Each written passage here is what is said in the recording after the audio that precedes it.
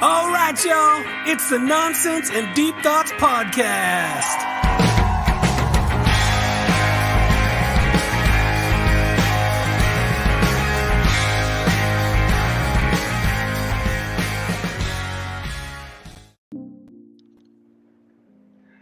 Yo, what's up, guys? How y'all doing? I'm beautiful, man. Look at you taking lead. It makes me so fucking proud. It's like a parent watching their kid throw strike after strike or hit a fucking home run. It's beautiful. It's beautiful. I know Bill can relate to that one. Yep, we got our buddy Bill back on the podcast for the second time, our first repeat. What's up? Yes. What's up? How are you? Not too bad, man. So I'm not gonna lie. I'm trying to share it for you guys. And I'm refreshing the screen. Oh, there it is. All right. So if I'm not looking, just give me 2 seconds. I'm trying to help you guys out real quick. It's quite all right, my dude. It's quite all right. Don't worry about it. That's good, because I got a question for y'all to think about. Not even think about. You have a question for me to think about. I'm fucking disgusted with Walmart. Me and my kid went there today. They got fucking Christmas stuff out already. It's September every year, dude. September 17th. And there's fucking Christmas stuff out. I'm a little anti-Christmas, so that's kind of upsetting. Why are you anti-Christmas? I don't know. I just feel like it's shoved down your throat. Like you just said, it's September. What are we doing? I'm sweating. I don't want to see a Christmas tree. Right. Like, I go outside, it's 80 fucking degrees. You got Christmas shit. Yeah. Like, I mean, it's starting to get cooler, which is nice. But it does, like, every year it gets sooner and sooner and sooner that they start putting everything out. At this point, why even take the shit out of the stores? Just leave it up all year. Yo, listen to me. If I tell you something, I had my tree up until, I think June. I still actually, if I turn my laptop around, there's a Christmas tree in the corner right there. It's a little ceramic one. It's still up. I still have one of those little green ceramic trees up downstairs too. But in my defense, that's only because the plug got stuck inside of the outlet and I can't pull it out. So I just kind of left it there because I'm an asshole. But it's like those hillbillies like us that leave our Christmas lights up year round on our porch and stuff. That's laziness, though. So you said us, you mean like you guys, right? Mm-hmm. You are part of it now, baby. You live here. You're part of it now. Yeah. Let's go. Yeah. Well, yeah, and I know it's on air and all, but I did mean to mention to you. Did you see it's your old abode is up for sale again? Sale pending. I did see it. You know, somebody sent me like the night and it went up, and I was like, oh man, that's crazy. Yeah.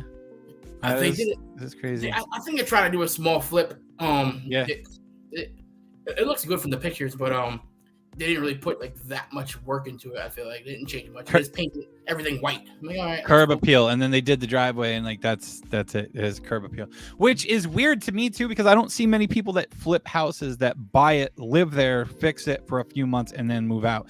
If people are flipping houses, don't they usually just fucking buy it, fix it, and flip it? So who moves into it and then wants to move right back out? That's a pain in the ass. Man. And it was just weird because the things that they look like they fixed, I don't know. They could have put the money somewhere else, I feel like. Yeah, probably. So it's been a while, and Justin, I thought you said, I'm not going to say that, he's back for a second time, and there you did. Well, shit happens. He did say that. But, it's all good. The last time you were on, man, we said at the end of the episode, too, that we could get another episode or two out of you easily. That's possible. With all the stories that you have, man. And I know that recently you've had a fire lit under you, and you said that you've been trying to make moves again, which is awesome to hear. I'm excited about that. But tell us a little bit about what you've been up to lately. You were just talking to me a little earlier about going to a show last week. Yeah, I was at a baseball stadium down in York, Pennsylvania. Smash Entertainment, he runs it, but I kind of help promote through social media, and then he invites me backstage. It was Donnell Jones and RL from the R&B group Next. So I got to stand right next to the stage, see how it goes, and then went backstage and met them personally. And then coming up actually is Jagged Edge, December 17th, I believe, and that's in York. It's in York as well. Seems like a lot of stuff going on in York. I've heard you talk about things and events happening in York quite a lot recently, actually. Right. It's just there aren't any. I was doing it in Holmesdale. but I'm not working with those venues anymore. Everything's changed since COVID. Scranton doesn't really have a lot of venues that allow hip hop because I believe they seem like it's more trouble than it's worth. And I know for a fact that you have to get a high insurance policy for most of those shows. They require usually like a minimum of $1 million. Jesus, man. Jesus. Yeah, so even if I do one personally, I have to go get like an insurance policy that night for $1 million. So the shows that have been going on and that are coming up down in York, Pennsylvania, that's not stuff that you've put together yourself. It's just stuff that you're helping out with here and there. Well, so in January, I brought Styles P out from the Locks, so that was mine. Okay. And Smash, he helped me promote it. And then what was the one after that? The one after that, I don't remember what the look. So much goes on, I can't remember them all. But just like I said, it was Styles P and who else? I feel like it was somebody else. Escapes my mind right now. But then now this one, like I said, with Donald Jones and RL. Wow. And then Jagged Edge coming up. He's got a couple things in the works. I don't know if I can really say it right now because it's been secret. So until he says something, I kind of can't. That's a name that I haven't really heard in a long time, man. I haven't heard Jagged Edge in a while. I can't wait for that one, honestly. With this R&B show, the one we just went to, the energy was way different than a regular rap show. It was so much better. Yeah. It wasn't people like just trying to like thug it out. It was a bunch of females, which I'd rather be around anyway. But Well, I wonder why. Yeah, and it was just the energy was great. And so from the pictures and videos that you had posted, it looked awesome. I was kind of jealous.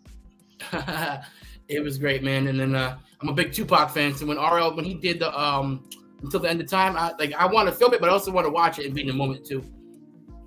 But it was really nice to see it live and in person. Yeah, that seemed like it was the most exciting part of the show to you when I saw that you posted that up. Absolutely, definitely, and you could tell because I didn't really get a long video. I just wanted to watch it. Yeah, no, I feel you. I think that, dude. I think that's something that's crazy about this day and age, man. And I kind of make fun of it from time to time too, is everybody's got their phone out for everything. So I'm happy to hear that you kind of just wanted to live in the moment, man, because that's how I am. I look around me when I'm out somewhere, like if it's at a concert or whatever the fuck I'm doing. Right. And I see phones everywhere recording the moment. You know, the craziest one too is firework displays, man. I don't record those, man. With firework displays, just it drives me nuts. And I know some people are going to say, you know, later in life you're gonna want to go back and look at these memories and shit, but I feel like the memory is a little bit better and it's easier to remember when you're not sitting there looking at it through a phone. I think the experience is better if you're not sitting there looking through a damn phone. That's why when I do stuff like that, like I'll have the phone out, but I watch it. I try to do both because I am that one. Like at some point my mind's gonna fucking go. I'm not gonna remember shit. It's already starting. Like, so to be able to look back and be like, oh shit, yeah. Yeah, I also see wanting to just be in the moment and watch it. It's like a catch-22. Yeah, I get that, and I get fearing that your memory is gonna go, but the thing I always come back to is we've got all these photos and shit. Like my wife saves photos, and I just got some photos from my dad. I actually have a whole fucking bucket of photos from my dad that my mom had took and her family gave her throughout her life. And I'm like, I'm never going to look at them. I'm not that type of person to go back and look at them. You know what I mean? I like living in the moment. It's so much easier. Do you think that your kids will look at them though? I don't know. They might, but like to me, that's the same thing. Is like they're all my mom's photos, and I miss my mom dearly. But I never have the urge to pull out all these photos and sit down and go through them. Now maybe in the future that'll change. Yeah, I don't. Because my mom, I don't. Last month when she was up, came up with a box for me, and it has a whole bunch of pictures and like legitimately fucking the photo albums that I remembered around the house when I was a kid. Dude, I started flipping through them, and the shit I started to remember, it was unreal. It was awesome. So every once in a while, I think it's something cool to do, to just sit there and like flip the photos, not scroll through them, flip them, and remember. Yeah. I'm looking at my phone right now. I've got 2,263 photos, right? And I'm gonna guess maybe a quarter of them are probably crazy ass memes that I post. But I'm never gonna print all these pictures, man. I don't even know why they're in my phone. Yeah, and then what happens? What happens when you get a new phone? It transfers to my other one. Does it really? Because I've never transferred my photos. Oh, mine transfer. Every new phone I've ever gotten, all I do is transfer the numbers. I transfer everything. I want it. That's it.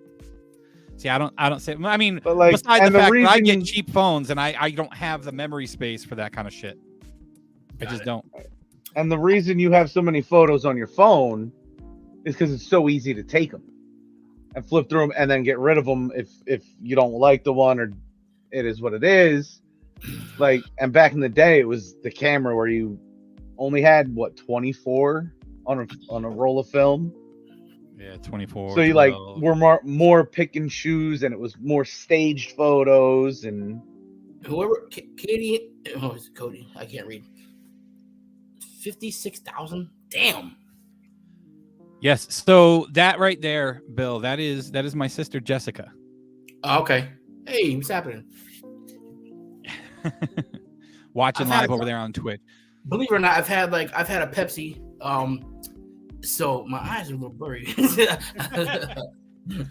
Yo, and that's a good reminder too.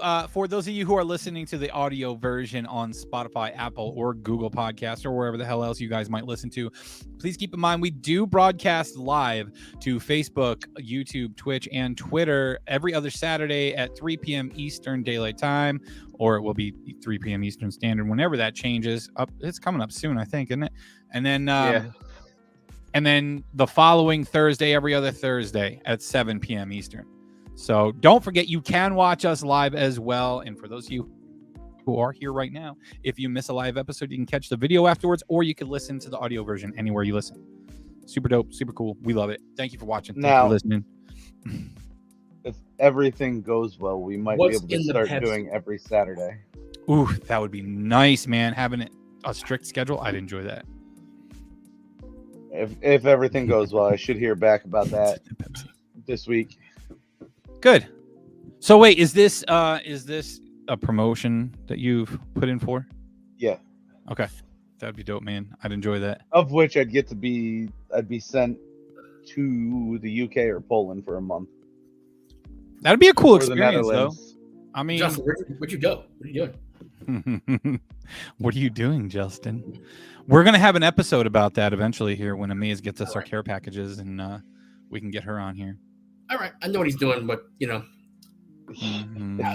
Okay, so while we're waiting for his video to come back, the fucking derelict, I want to talk about the other move that you've been making, Bill, and this Pocono Clothing Company.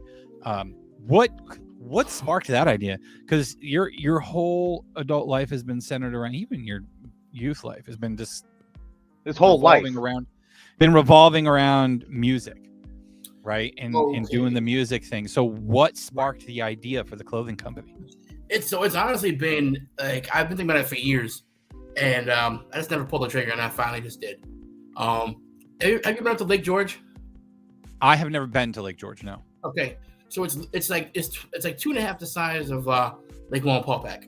The difference is the whole town is literally built around it. They've got souvenir shops, restaurants to overlook it. They have boat tours that go out. So if you can imagine, imagine like a lake right by where Central Park is in Honesdale. The town is built around it. So every street you go on, you can buy Lake George and Steamboat Company shirts and stuff like that. And I just got to thinking, like, the Poconos is a major destination for people. I think it's I forget the number. 28 million people visit here a year.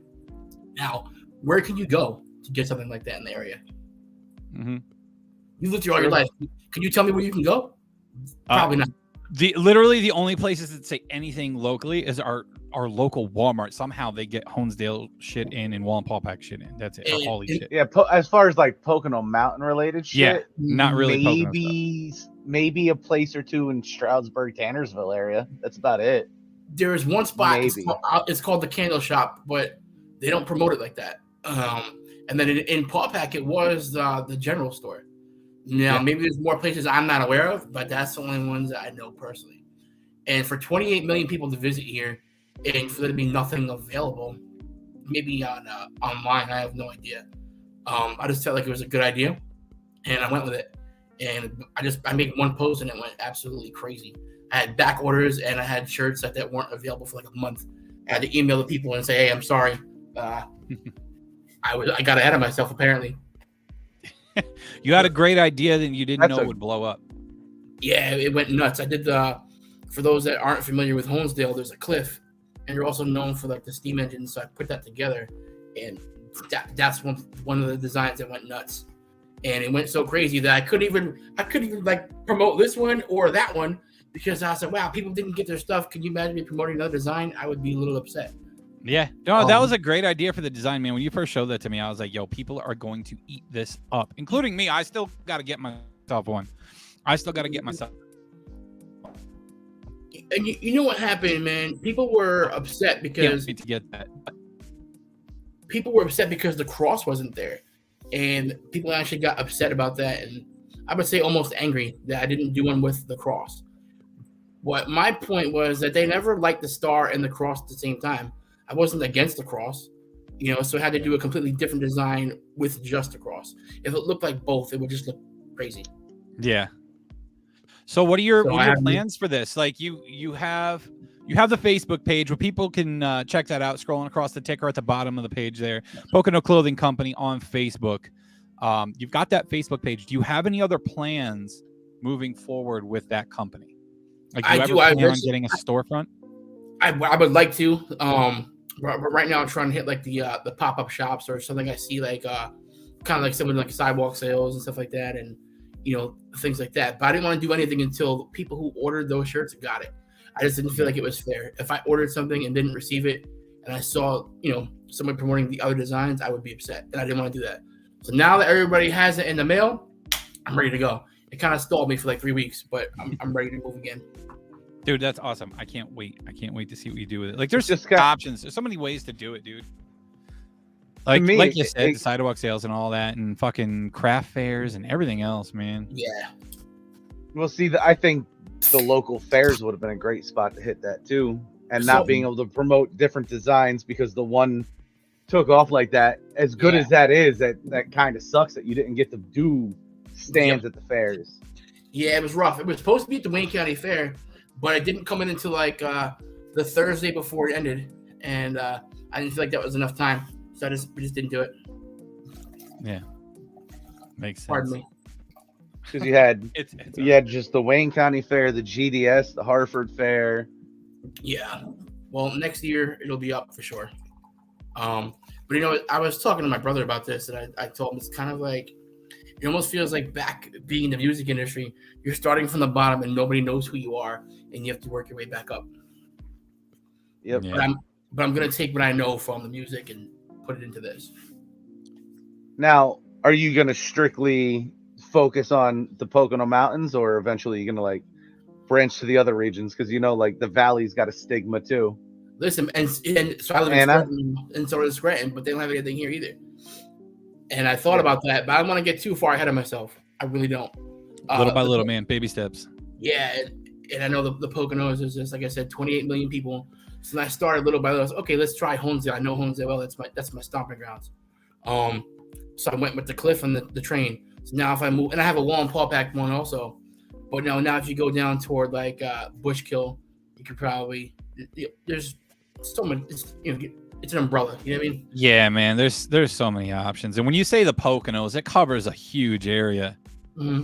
And I was just talking to someone yesterday too. Like Honesdale, I call Honesdale Little Jim Thorpe. To me, it's becoming like Jim Thorpe. I don't know if you have been to Jim Thorpe at all yet. No, I have not. But Jim Thorpe is this small little town. It's got their train station. They do their train rides and whatnot. But they have a huge tourist industry down there. It's all about the tourism. And I think part of the Pocono Mountains. Yeah, it is. It is part of the Pocono Mountains. And Honesdale is becoming like Jim Thorpe. I actually think that Honesdale is structured a little bit better and it's a little bit bigger, so eventually it might overtake it. But I think it's a similar situation there. Jim Thorpe though, like their buildings are just historic and it just looks cool down there. The name itself has meaning, and that's why people started to visit there. Yeah. Man, sometimes I catch some flack because like people always think that like I wasn't originally from Honesdale, but I lived there for so long, and people think I try to ignore that. And I've never not said that. I didn't live in Wayne County for a long time, so I don't know. It just seems a little weird. Yeah. That's a weird thing to try to call someone out for. Yeah. It is. Yo, so all right. So jumping around a little bit, how's the website going? Rap music promo. How's that doing? So it's actually completely dead. I'm not even gonna lie. I was actually about to get it back up, but I just started focusing on other things, and I'm going in too many directions. Yeah. So I just have the social media up. I have the Instagram, the Facebook. Even that, I haven't really been on it. Yeah, I have to really hone in on what I want to do. There's too much, man. Way too much. Yeah. Too many projects, too many ideas, man. I understand how that is. Like I keep pulling myself all around now, and I've finally gotten to a point where I want to fixate on the podcast here and try to zero in and like put all my attention on this. So see, and I want to do that too. I said I thought about that for years also, and you guys kind of, I told you last year, like it inspired me to do it, and I haven't pulled the trigger on that yet either. Yeah. And I know what I can do. I know who I can bring. I know it. I just haven't done it. Yeah. Well, fucking do it. Last time I said it, they did it. You fucking do it. Right. And you know, see, that just made me think of something else too, man, though, is you say you know who you can bring in. You know who you can get to do it. Right. And I'm going to take you back to our conversation before the show earlier today where you were talking. Who were you talking to where they said, that's you too? That was my friend Domingo. I call him a super producer. He's produced for everybody. Eminem, Big Pun, Big Daddy Kane. I couldn't remember who he was signed to. I remembered it. Marley Marl. And if you don't know that name, Biggie says it in his song Juicy. So he was signed with him. And when I was on the phone, he said, "Hey man, you're in this too. We're not regular people." And kind of like it sparked something. I was like, okay, he might be right. But you know yourself, right? How much work is this podcast? Recently, it's been a lot of work to try to keep up with it and promote it and to push it to the right spots and just everything that goes along with it, man. If I want this thing to grow, if I want this thing to be something, it's a lot of work behind the scenes. Right. So really now I'm trying to promote this, and then plus start a podcast, plus what on top of what I already do. There's not enough time in a day, man. There just isn't. You're right, man. And that's what I said. Not wrong on that one. I'm grabbing everywhere, and I need to hone in on exactly what I want to do.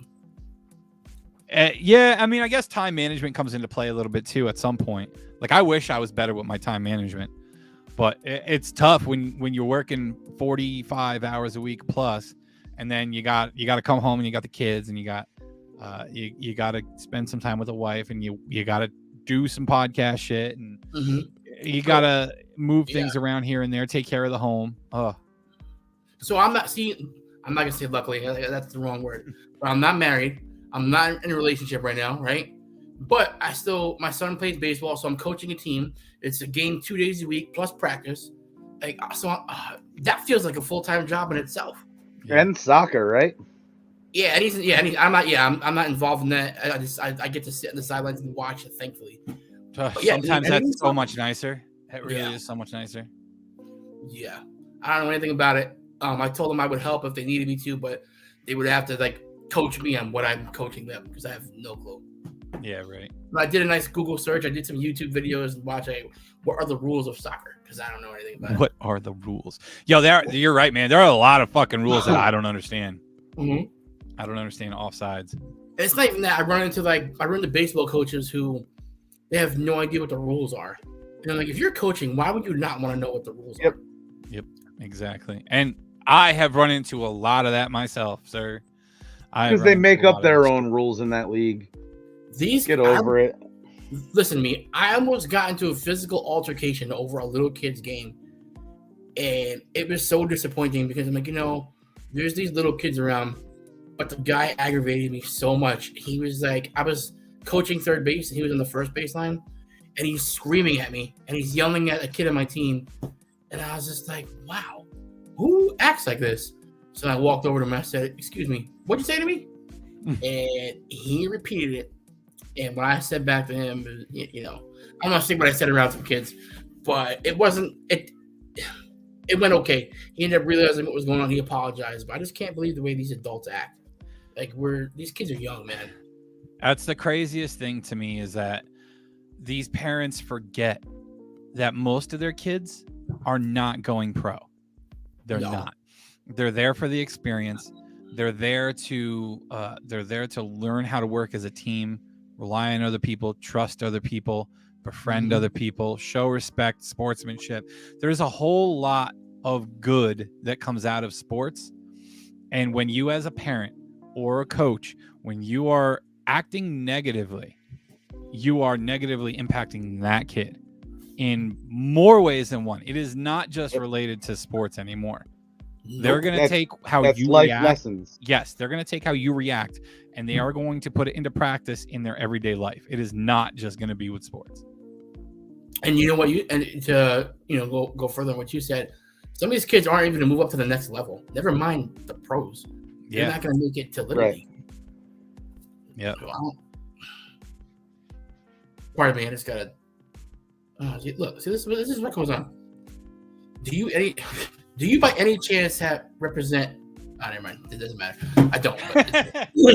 Like it's all day. Like they get messages on Instagram, Facebook. So it's just like too much going on, man. Way too much. So I really want to do with the podcast. You guys kind of inspire me, but I'm gonna have to tone it down. Maybe do maybe one every other week or something like that. I don't know. And that'll work because yours will sell itself with the, like you said, who you can bring on. It'll sell itself. I would hope.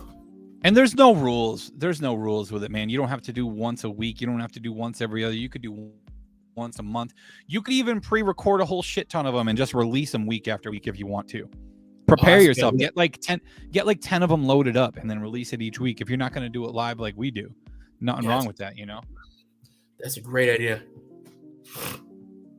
Everybody watching, yes, I'm drinking my delicious drink out of this awesome NDT podcast tumbler. So if you would like to get your own tumbler, all you got to do is visit streamlabs.com/NDT podcast /merch. You can get yourself a tumbler. You can get yourself a t-shirt, a sweatshirt, anything like that, man. Make sure you check it out, support the show, and look fly doing it, baby. Sorry, I had to get that little plug in there. And if that doesn't work, you can take over here and grab one of these over here. That's a good one too. Make sure you get that. Listen, I want to talk to you after this. I don't want to throw an idea out there. Well, me? But yes. Oh, okay. Yes, okay. I think I got something that'll fucking sell. All right. I'm with it. I'm always open to it. Partnership, baby. Partnership. So I wanted to try to pull some more stories out of you like we got out of you last time, because we got some good stories. And when you were talking to that guy and he told you that you're in it just like he is, right? He meant that you don't understand how many cool stories you have. You don't understand how many people you know. It's because it's just your life, man. It's your everyday to you, but to people on the outside looking in, you've done some really cool shit with your life, man. You've lived it and you've succeeded and you've had a good time. And I really do believe that sometimes you don't understand or you don't realize the cool shit that you've done, like how cool other people see it. So I want to try to get some more stories out of you, normal to you. I just think that sometimes if you've been around me, I don't go out and I don't talk about it. I just don't. So I think that's a lot of it. But internally, I get this thing where I feel like in my own mind, I'm almost like I go out every weekend because it's almost like a high. I'm searching for this high that doesn't happen, but it's not obviously not like mind-altering drugs or alcohol. It's just like the high in the experience. You know what I mean? Yeah. So I'm out a lot, and sometimes it's almost like disappointing. because it's not. You go to the local bar, it's not living up to that. I don't want to hear karaoke all night. But if I sit at home, I almost feel like I'm missing something. If that makes sense. And I don't know who can relate to that. It's crazy. That was me until a few years ago. Like I felt like I had to be out or I would miss something. But to me, it wasn't going out like you go out, like as you go out and meet this person and that person. Like to me, it was going to. I was missing something that was going to happen locally. Yo, see, dude, I was in a baseball stadium, and the next day I'm at the local bar. Like, okay, this is weird. Like, I don't know. See, I would like to say I could relate to that, but I really can't because I myself am a homebody. I don't do much. Like I live vicariously through everybody else. I like to hear the stories. I like to imagine the stories. So I don't do a lot of shit. Once in a while, I miss it, and I get the itch, and I'll go out once in a while. Dude, my idea of fun is what I'm doing tonight. Lighting a fire and just sitting around it, having a few drinks. That's it. Just bullshitting with people. I could do that too, man. And, I still travel back there almost every weekend. But I live in Scranton now. I don't know anybody out here. There's a handful of people, but nobody that I hang out with. So it's just like sit alone here or travel out. And sometimes I will sit by myself and I'll go to work. But I don't know. Man. I just feel like I'm missing stuff. But yeah, like you said, when he told me that you're in it too, it finally just clicked 2 weeks ago. I was like, wow, I am in it. I am living out what I thought I was going to. I remember sitting. I probably said this in the last time, but I remember sitting with my brother and we would listen to like Tupac and DMX and Eminem all day and play Need for Speed. Man, like, remember that game for PlayStation? And I would just wish I could know one of these people, and 20 years later, I do. Yeah, that's pretty wild. Actually, matter of fact, see, all right, we'll say this too. I'm working on an EP, and I'm not sure when it's coming out, but I've got a bunch of people on it, and one of the people I have is Idi Amin from the Outlaws. I don't know if you know who that is. He was Outlaws was Tupac's old group. And I have an unreleased verse from one of the members that passed away. Oh, really? Yeah, I called him and asked him what I should do with it, and he was like, "You know what? I respect the fact that you want to give it to the family, but if it's yours, keep it." So now it's going to be on. It's actually a song with D12 and the Outlaws. Dude, that's dope. Yeah, man, that's really cool. Can't wait. It's in the process of being mixed, but every time I think I'm done, I have another opportunity, so it's not quite done yet. It might not even be an EP. It might be a complete LP. There's too much. Yeah. All right. So for us idiots to the music business, what's the difference? EP and LP. The LP is like longer play, and the EP is probably like that's popular now because I think people feel like the attention span is short. Like people don't sit and listen to 21 songs. So if you put one out with like 5 or 6, I guess they feel like they get more streams out of it. I feel like, dude, I feel like these independent artists kind of have it right too right now. Like I know we've talked about Tom McDonald a lot, and whether people agree with his content or not, like what he's doing, the way he does it. Yeah. I think it's smart. Like putting out a single. Yeah. Every now and then, like every few weeks, throw out a single, and he's not even doing full albums. It's just a single, and then you get the millions of downloads in that one single. And then a few weeks later, you put out another one, and it's another million. I told you I wasn't a fan of his music per se, but I think he's got the right formula for sure. Yeah, he's changed the game. He's opened up a lot of doors. He has his own formula for sure. But what's his name? Mercury's from up in Canada. He does the same thing. Mm-hmm. Yep. Yeah, we talked about it a little bit a few weeks ago when our buddy Derek was on. But it hopefully does open a new door for people. I agree. He's got the right formula. He does things his own way. He's not tied to any label, so he's not handcuffed in what he can talk about in his music. He releases it when he wants, how he wants, and it's worked for him. And I feel like a lot of people are going to follow in his footsteps. Do you think that that's how it's going to work out from here on out? Do you think a lot of up and coming artists are going to go the independent route and try to work things out that way? Or do you think there's still value in having a label behind you and your work? Man, I think a lot of people are going the independent route, And I really don't want to speak on that just because I don't know enough about it. I'm not one of the artists, but my opinion would be, I guess it would be which labels behind you are they actually going to put you out, and what type of marketing are they giving? You know what I mean? They have to show the value in signing with them. As I said, like, when you don't know enough about something, it's probably not best to speak on it. So that's kind of where I am with that. I really don't know.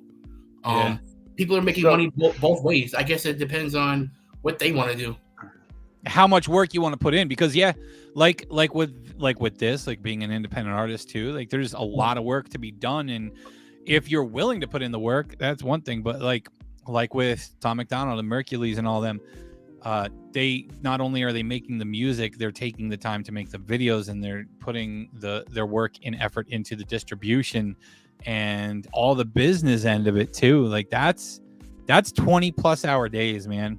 That's a lot of work if you're doing this full time for a living. Like for me, I would rather be by myself because I know the work that I put in. I wouldn't want to depend on you guys. Like, I assume you guys work hard, but I don't want to depend on you because I don't know what you're really doing for me. I know what I'm doing for me. Yeah. Makes sense. So this is the way my brain works. Halfway through this episode, I'm thinking about the next one we can have Bill on. We need him and Derek on the same episode. I'm gonna be honest. I try and catch as many episodes as I can. I listened to one with my brother. I listened to one with Aaron. I caught the one with Mikey, and then pardon me, the girl you had last time. Yeah, Carly. But so who is Derek? What does he do? He's the one who wrote our intro song. Oh, okay. Yep. So Derek used to be a member of a band over in Arizona that did some touring back in the day. He got to play at Warped Tour. He's got a lot of knowledge in the music industry. He's very well spoken, very educated. He was great to have on. He's actually got his own YouTube channel. Just another plug for that man because he's amazing. It's called Kid Picked Last. He just started his new podcast. He does a vlog series as well on that same channel. So if you look up Kid Picked Last, you can find it. He's got one episode out of the podcast so far. His second one should be out soon. He's another example, Bill, of you don't have to have a specific schedule. It doesn't have to be a weekly schedule for your podcast. Because his first episode, he put out like 2 or 3 weeks ago already. Okay. So his seems like it might end up being a monthly thing. Oh, that's perfect. But yeah, I mean, he's got a lot of knowledge. He knows a lot about music himself. So having two music-minded people on the same episode could be an interesting episode. Yeah. It sounds like you're taking my idea from what I was talking about last time with the what do you call the conference digitally, man. Oh, the digital music conference. No, just the knowledge that would get exchanged, and Corey and I would just sit here and do nothing. Yeah. You guys go ahead and chat, make us look good, give us a good name over here at Nonsense and Deep Thoughts Podcast. And another shout out real quick too to Jared behind the scenes doing all the producing work for us, taking care of all the cool shit behind the scenes. And just want to say thank you, Jared, for all that good shit that you do for us, man. I saw him. He's definitely better looking than you guys. I know, right, man? I try. Tell you what, man. Talking about better looking, I got a haircut today. I did this nice. We'll do the holy stroke of the beard. I did. I got a new haircut today, and the wife isn't too pleased. I could tell. She might lie to everybody and say it's fine, she likes it, but her face told a different story when I came home today. Now just buzz it. Fuck it. I can't just buzz it. You know what you do? Feel awkward. Shave your beard. Fix it right up. Oh, I don't think I could look in the mirror if I shaved my beard. He'd be moving in with me. Oh man, you guys can close on. I don't know if you talk about that on the air. So never mind. You didn't. Yeah, never mind. We'll skip that part. We talk about anything here, Bill. It's okay. Yeah, okay. Keep it the way you have it. Dude, my daughter has never seen me without a beard, man. So there are times when she acts up, I tell her, listen, you keep this shit up, I'm shaving the beard off. Yeah. Realistically, your son out. Doesn't remember you without a beard. True. I shaved mine last year when I was drinking at my birthday party, but it grew back so fast that nobody realized that I shaved it. Really? Yeah. Phoenix in chat says start adding Viking braids in it. Absolutely. I've already talked about that. That might be very nice. Guys, I just want to say thank you again to everybody who joins our lives. Thank you guys so much for that. Thank you to everybody who shares the live episodes. We really appreciate that. That's the best way for this channel to grow is with your support and your help.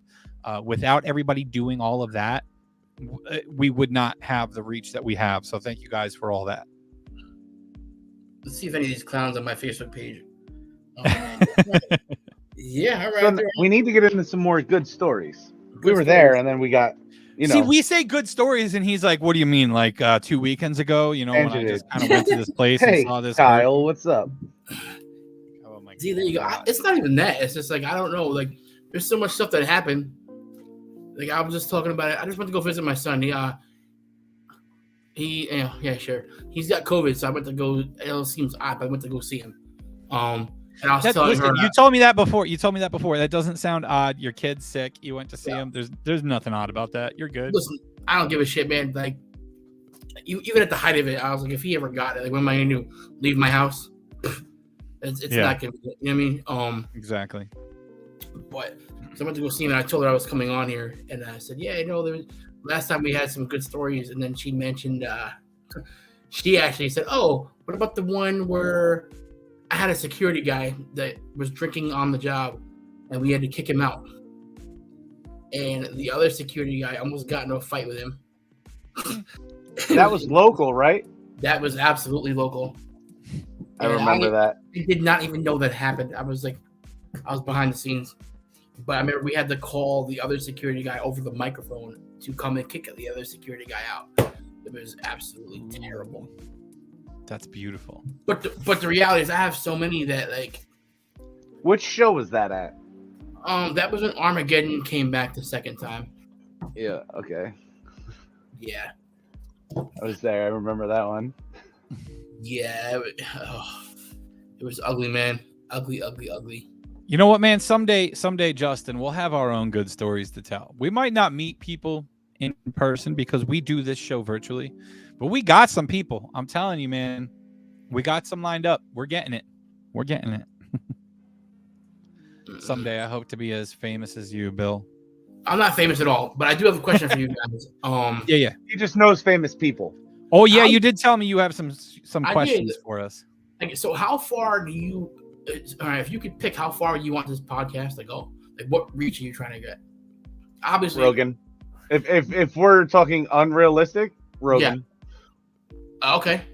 Yeah, but realistically, as far as it goes. Okay. You have to speak into existence, man. I would absolutely love to be able to do something like this for a living.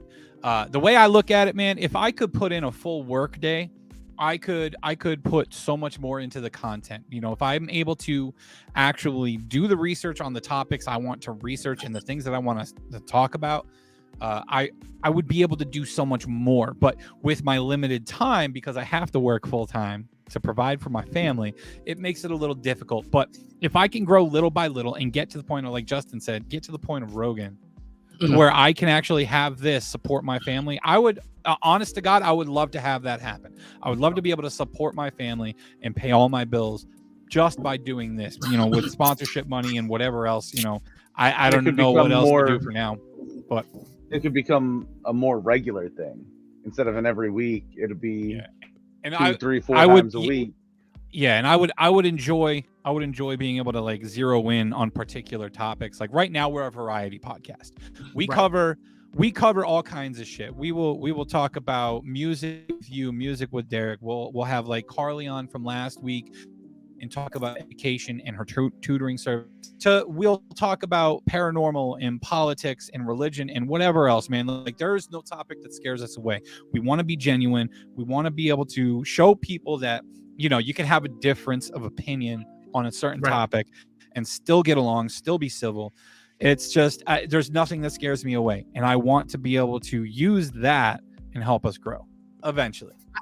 I like that because I think being one track is okay, if that's what you're looking for. But I think you and I are, I'm not gonna say complete opposite, but we're opposite politically. And if everybody is the same, like, what are we doing? Right. And like you think about it, like in our country, it's left wing, right wing. And have you ever heard the analogy that you need both wings of the bird in order to fly? Yeah, and it's the same plane anyway, man. It really is.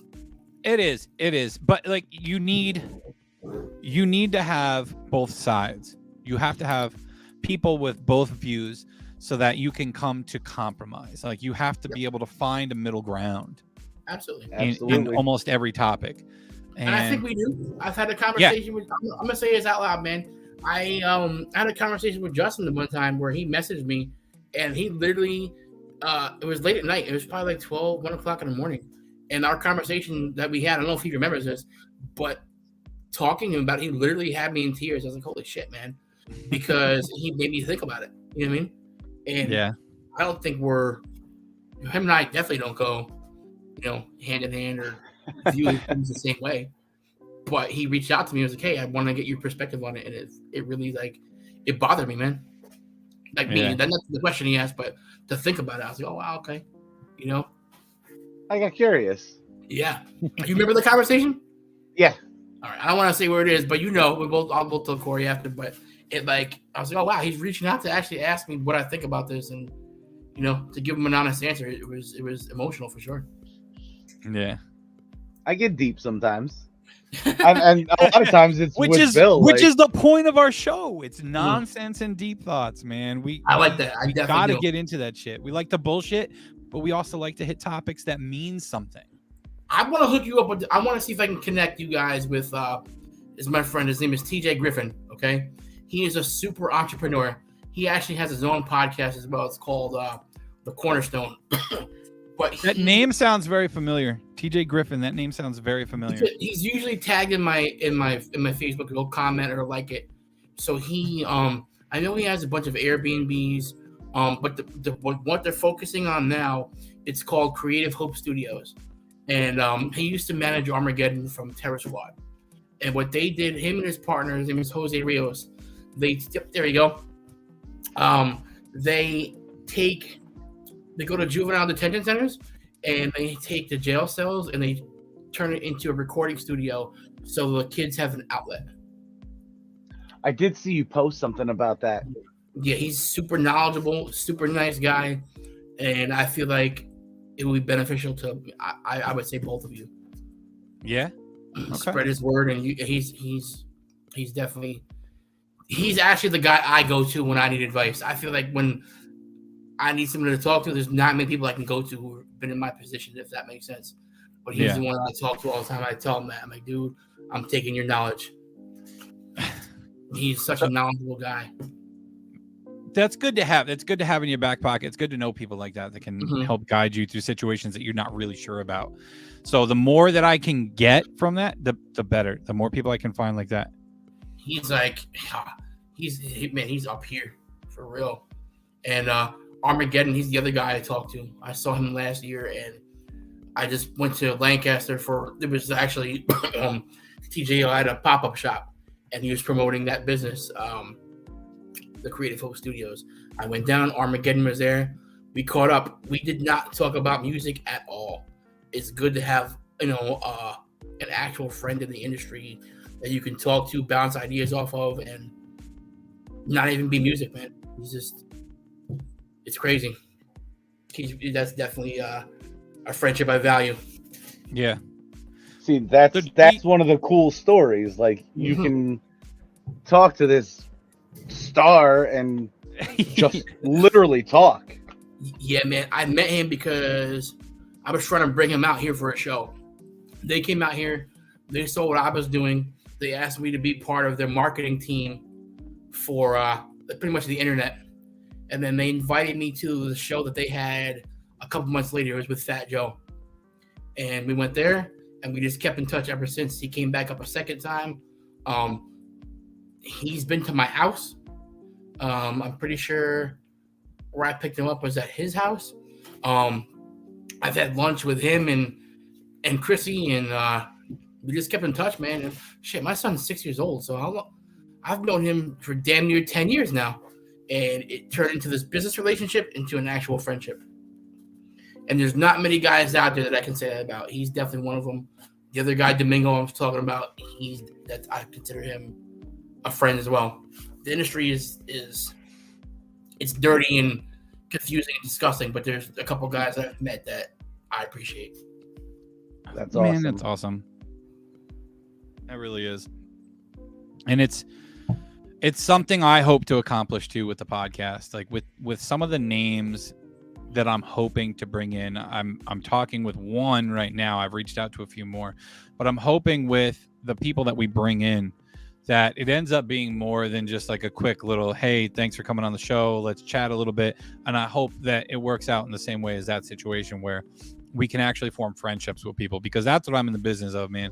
I like making friendships with people. I like, getting to know one another. That's what makes me happy.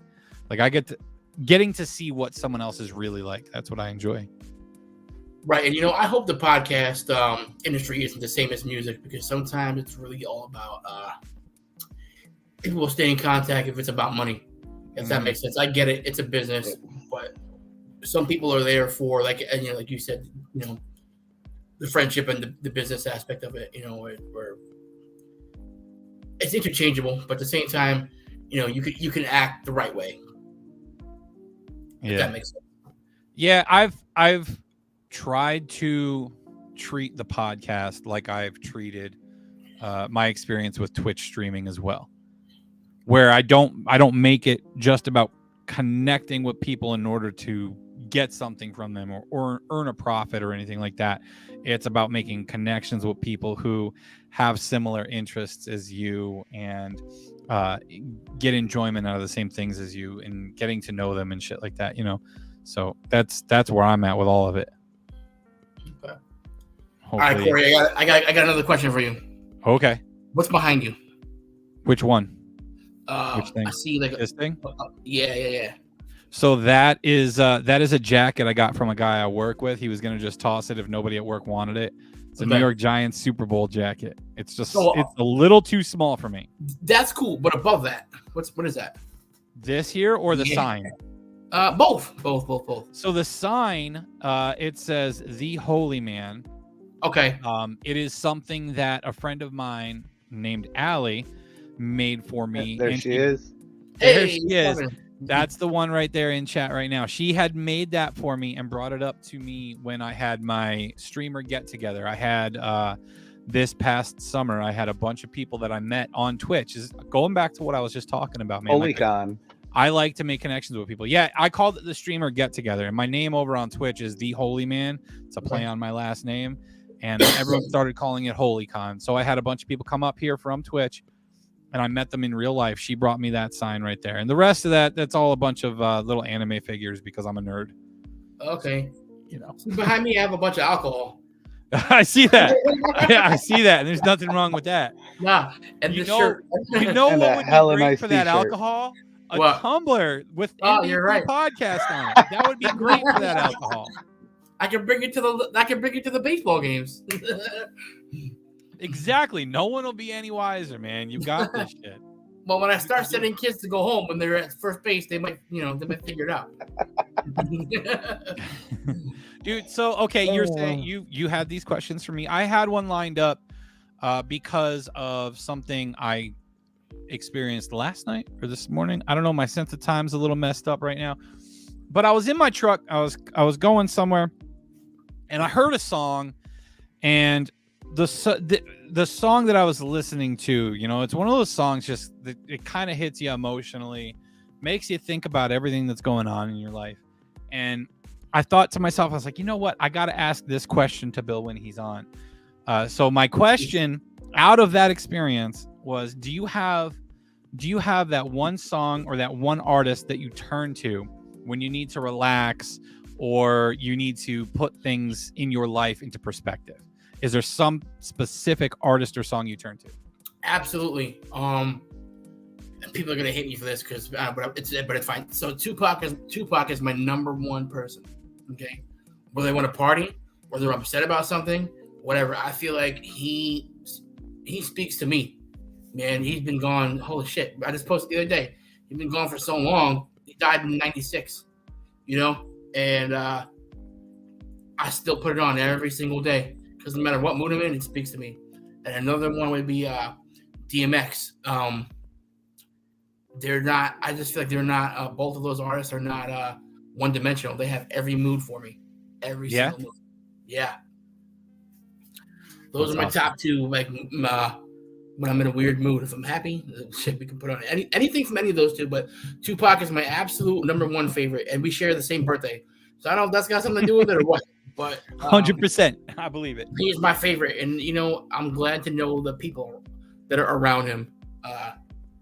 And you could definitely tell that you ever meet somebody when you're like, okay, if you're friends with that guy, they must kind of be like this too. Does that make sense? Yeah. Yep. Yeah. And you could just see like they're do business. They're absolutely business minded, but they are straight to the point and they do not mess around. I think they live what they were saying for sure. Now, how about you? What was that? How about Justin? Justin, about do Justin? you have someone? Do you have an artist like that you Yeah, listen to? Britney Spears. Yeah, Britney Spears. Nope. Fucking Stained. Backstreet Boys, baby. Yeah, Christina Aguilera. I feel like Justin is be a fan of. Nope. Nope. You don't have a Stained. genie in the bottle? What? You don't have a genie in Stained. the bottle? Stained. Okay. All day. That's not a bad When I'm in one. a funk, Epiphany. It's Epiphany, isn't it? it's the Pardon whole me. album. I'm about to go look and see what songs they have because I'm gonna be honest with you. I am so unfamiliar that I could not tell you a Stain song. Oh yeah, this Stained was Yeah. popular back when we were in high school, man. Let me see. Epiphany is okay. I know that Epiphany song. is the one I think of when I think of that, man. If I'm in a shit mood, it's right to Outside. That one too. But that Okay, one it's- was more just Aaron Lewis, though. He wrote that backstage at the Family Values tour, from what I remember. Pardon Like me. he was what Yeah. his Stained was one of the first bands on, and then he went backstage. He wrote that, and he came out and performed it with Fred Durst. Am I right? No, he didn't write it. Fred Durst pushed him. The song wasn't ready. All that was written was the music. All the lyrics were made up on stage. The lyrics were made up on He stage. told for that. he told the story. I mean, he might have had the chorus, or the chorus, but he told a story about it when he did a show on XM. He did like Okay. a 3-hour set, and he would tell stories in between songs and shit. And it was when my mom lived in North Carolina, because I took the kids down to Roanoke, which is an 8-hour drive, and it came on my ride back at like midnight, and I Right. listened to the whole thing. It was fucking amazing. I'm gonna have to check this out because I'm a hip hop guy, and I'm not gonna lie. Some of these other genres, I just don't get into, or maybe I don't understand it. But the one song I just looked up, it's been a while. I'm like, oh, I remember that song. Yeah. I don't know. And there's just something about Aaron Lewis's voice that I need to hear when I'm in a shit fucking mood Aaron or Lewis. down on myself. That's the lead singer of Stained. He also does country now. Oh, okay. Got it. Mm-mm. So mine is a country singer too. I don't know if you'd consider him country or bluegrass at this point, but his name's Tyler Childers, and he's someone that my wife got me listening to within the last few years here because she really loves him. He's got a great voice, but there's just something about some of his songs, man. Like when it comes on, like it hits. I don't know if it's his voice, if it's the lyrics, or if it's a combination of the two. But when I hear some of his music, man, it hits me right in the chest, and I'm like, God dang! Like there are some songs, like the one song I know is my wife's favorite. It's called Lady May, and I start singing it, and I can't finish singing it. Like I can't keep up with it because I start getting choked up and shit. And I think it's because it reminds me of her, and I start thinking about our life together and all that shit. So I'm getting sappy on it there, but man, just some of his music, and I don't know if you're ever going to listen to it because, like I said, it's country/bluegrass. Yeah, Send it to me. I listen to everything, man. Doesn't mean I like it. I think it's great, man. Yeah. I'll listen to whatever. It doesn't mean I like Yeah, it. that Dax song, Dear Alcohol, hit. That one hit. You know, oh man, you know what got me? Not what got me, but what is it? Damn. Damn it, I might have the name wrong. The Theory of a Dead Man or something like that. Something like that.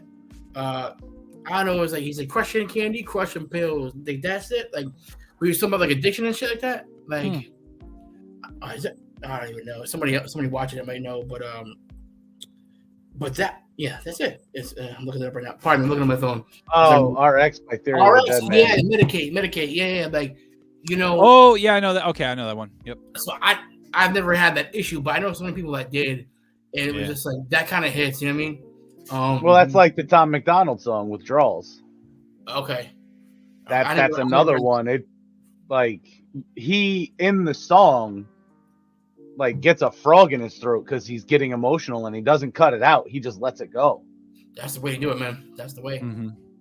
So all right. So let me ask you guys a question. Is it back to that? When you're listening to music, are you listening to the word? Are you listening to the beat and the instruments? Or are you listening to everything as a whole? I had this conversation with somebody the other day. Like for me, I'm cool with the beat. But for me, I'm more of a words person, man. Like it's gotta have some meaning. If the beat sucks, it's obviously, I don't know, I can maybe get into it. So as a whole, it's great. But I'm a words person, man. I just have to hear what you're saying. What about you guys? To me, it depends on my mood. It's like if I'm going out to dance, I don't give a shit what they're saying. It's got to have a good beat. Right. Okay. Perfect. That makes sense. Or if I'm in a mood coming home from work, it's just got to have a beat. It's got to be something that slaps, and I just want to push the fucking pedal as far down as it goes. Yo, Craig, what's up, bro? I don't know what that means, but okay. That's my friend, man. Where's he at? Craig Vision in chat, guys. He's in Ohio, I feel like. Oh, I think he's in Cleveland.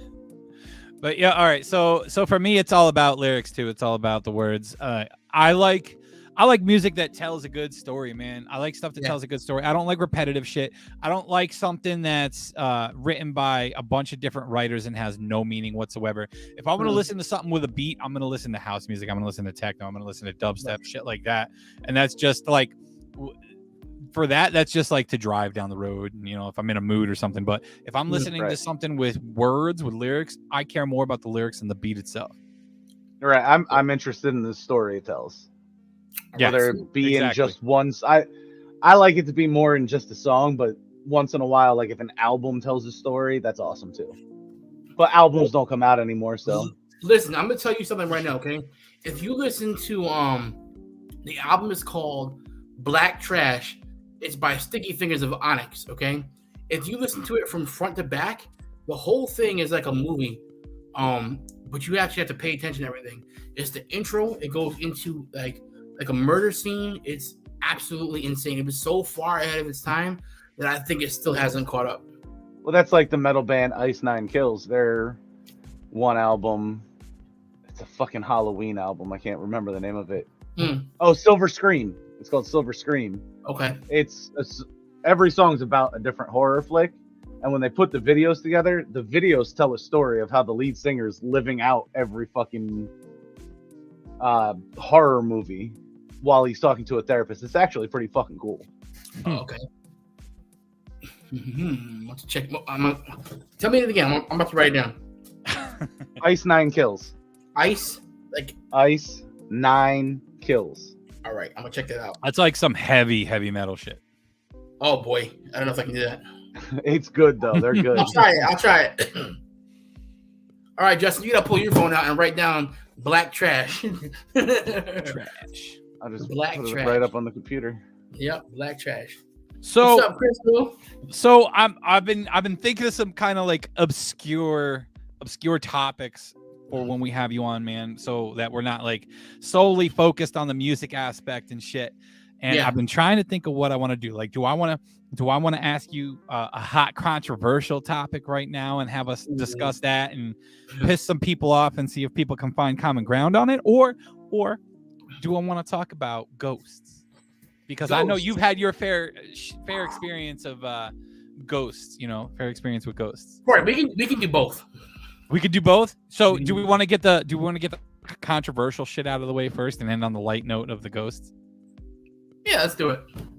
All right, because I I've been dying to talk about this because all right. I don't know, man. I've got my own idea on this, and I think everyone's crazy. But the Little Mermaid. Oh, Let's piss some people off with the Little Mermaid. What do you? What? What do you mean? What? The live action Little Mermaid. Have you heard about this? I have. Maybe Okay, dude. I've been I'm at running work away. so much. I don't fucking pay attention to anything going on right now. Okay, so what's the girl's name? Hallie. What the fuck's her name? The new actress. Hallie. I read it as Halle Berry, and I was completely wrong. It's a young. That's what I read it as too. It's Hallie something or other, but she's a black woman, beautiful, great voice, and all that. What are your thoughts on them going to a live action black Ariel? Okay, first of all, I didn't know that was a thing until I started seeing people post about this shit. Okay, because that's what I noticed too. I'm not a Little Mermaid fan. I don't give a fuck about that. I'm not gonna lie to you. Okay, But with that being said, what does it matter? Right. Like, I feel like how do I word this? If they redid the movie Roots and had a bunch of white people, that would be something you could be angry over. But I just don't understand why you're mad. Like, what are we mad about? Yeah. So I have a few things on that. With you, I'm the same way, man. I don't care. Yeah. I don't care either way. I don't have a dog in the fight. It doesn't matter to me. It's what a I do want to fictional say, fucking character. Yeah. It's made up. Who gives a shit? Well, Do here's we the have thing. real mermaids? Are real mermaids white? Like, what the fuck are we doing? Right. But no, here's The one here's comment my I thing, saw man. was no, they're probably blue. They're probably a lot, Well, dude. If they're real mermaids, they're a lot scarier looking than that. They don't look like that. 110%. Halle Bailey was the name. Thank you, Jared. Okay. So here's my take on it. All right, like there's all this chaos and all this uproar about all this because some people are upset, right? I think that the majority of the people that are upset, it's not because they're racist. I know, hot button. I get it. I don't think that it's because they're racist. I think it's because it's the generation that grew up with the old Little Mermaid, and their vision of Ariel is a little redheaded girl in the sea. I think that's why people are upset, because it's not this redhead. That's it. That's all I think. I think people are looking too much into it. Again, to me, I don't care. I don't care either way. Right. Who plays the mermaid? It doesn't matter to me. But I did just want to say that that's what I feel is happening, right? I don't think that people are like, she's black, she can't be black. No, I don't think it's because of that. I don't think it's a racist thing. I think it's because their perception of the original Ariel is she's a redhead. She's a redheaded white mermaid of whatever. Okay. I think that's what it is. So can I disagree with you a little bit? Yeah, absolutely. You're allowed. I think that might be some people for sure. Mm-hmm. But the others, I think it absolutely is that. I just saw a thing on WNEP where they promoted this Spanish-speaking radio station. And when you go and look at the comment section, there's people who are like, why would they do that? What about the Italians and the Chinese and the Germans and this and this and this? And I'm just like, if you want that station, you have to work for that, man. Like, you fucking do it. It's not up to me to put it. I don't speak Chinese, so guess what? If a Chinese radio station came on, I'm not going to listen to it. I don't fucking understand it. So why is it bothering you, right? When a Spanish station comes on, don't listen to it. If that makes sense, okay? I think people are absolutely. I think you are. I think you're right. I think people maybe have that perception, but there are absolutely people out there that is strictly there, and there's going to be, and I think unfortunately, with how our world is, I don't think you're ever going to completely eliminate people who think that way. As wrong as they are, I don't think you're going to get rid of that line of thinking. I mean, now I can't say that I understand what it's like to deal with it personally, but I would think just ignore those dumbasses and don't take heed to what they're saying. Just fucking brush them off, as hard as it might be. But it's definitely easy to say that. I know. It's easy to fucking it's easy to say that. I can't fuck them. I don't give a shit, because it's a constant thing. And that's what I go through. When I saw it, I was like, let me be an asshole and just click into the comment section and see what they're saying. And I was like, oh, you fucking didn't disappoint. You didn't. Yeah. And let's go to this conversation. My son is 6. As I said before, I lived in Wayne County for years. Okay, but knowing how it was, I really didn't want him to attend school there because there's not much diversity, and as much as it's coming around, I would rather him be in the moment and be exposed to it. So now his baseball team is absolutely diverse. His school is absolutely diverse. He doesn't realize what's happening. He told me that one of the kids in his class that he plays basketball with had the same skin color as I do. And then I was like, where is he? And he pointed to this kid, and I was like, dude, this kid is like, he's like black.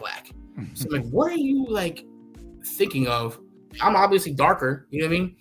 But even though he thinks that me and this other kid are the same color, he doesn't care, you know what I mean? And we were watching a movie, and I forget which movie it was, man. I really do. It was an older black guy with a young white kid, and he said to me, "Is that his dad?" And it wasn't. But for him to like not even realize that it's not possible, that's where I want him to go, grow up around. You know what I mean? Yeah. And I just feel like you don't get that in that area, and it's nobody's fault, but it is what it is. I think in this world, it's a damn shame that the dumbest fucking people are always the loudest. Absolutely. And I think that's what happens. I think that what we see on social media are the dumbest people being the loudest, and then we look at that and we say all people like that think that way. And I think that's used, like Crystal said earlier, everything is just being used to create more division. And I feel like for some odd reason, man, that's what's happening in the world today. Like the past few years just seems like it's been so divisive. It is. And that's what's getting promoted, dude. The people, like the news, I feel like don't get ratings if they don't promote that shit, man. That's the bad part of this, man. That's the bad part of the equation is these news stations. They get their money based on ratings. And when it comes to the online shit, when it comes to their online news stories, they get paid by clicks. So they use these really divisive headlines to get you to click on their page, because the more clicks means the more eyes on all of this advertising that they're getting.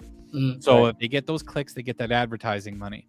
That's where this all fucking comes from. It's where it all stems from. It's absolutely absurd. And you always see that in the headlines. Well, it'll say white cop shoots black man, right? Or it'll say black cop shoots white man. But if it was 2 black guys or 2 white guys, it doesn't say white guy shoots black or white guy shoots white guy.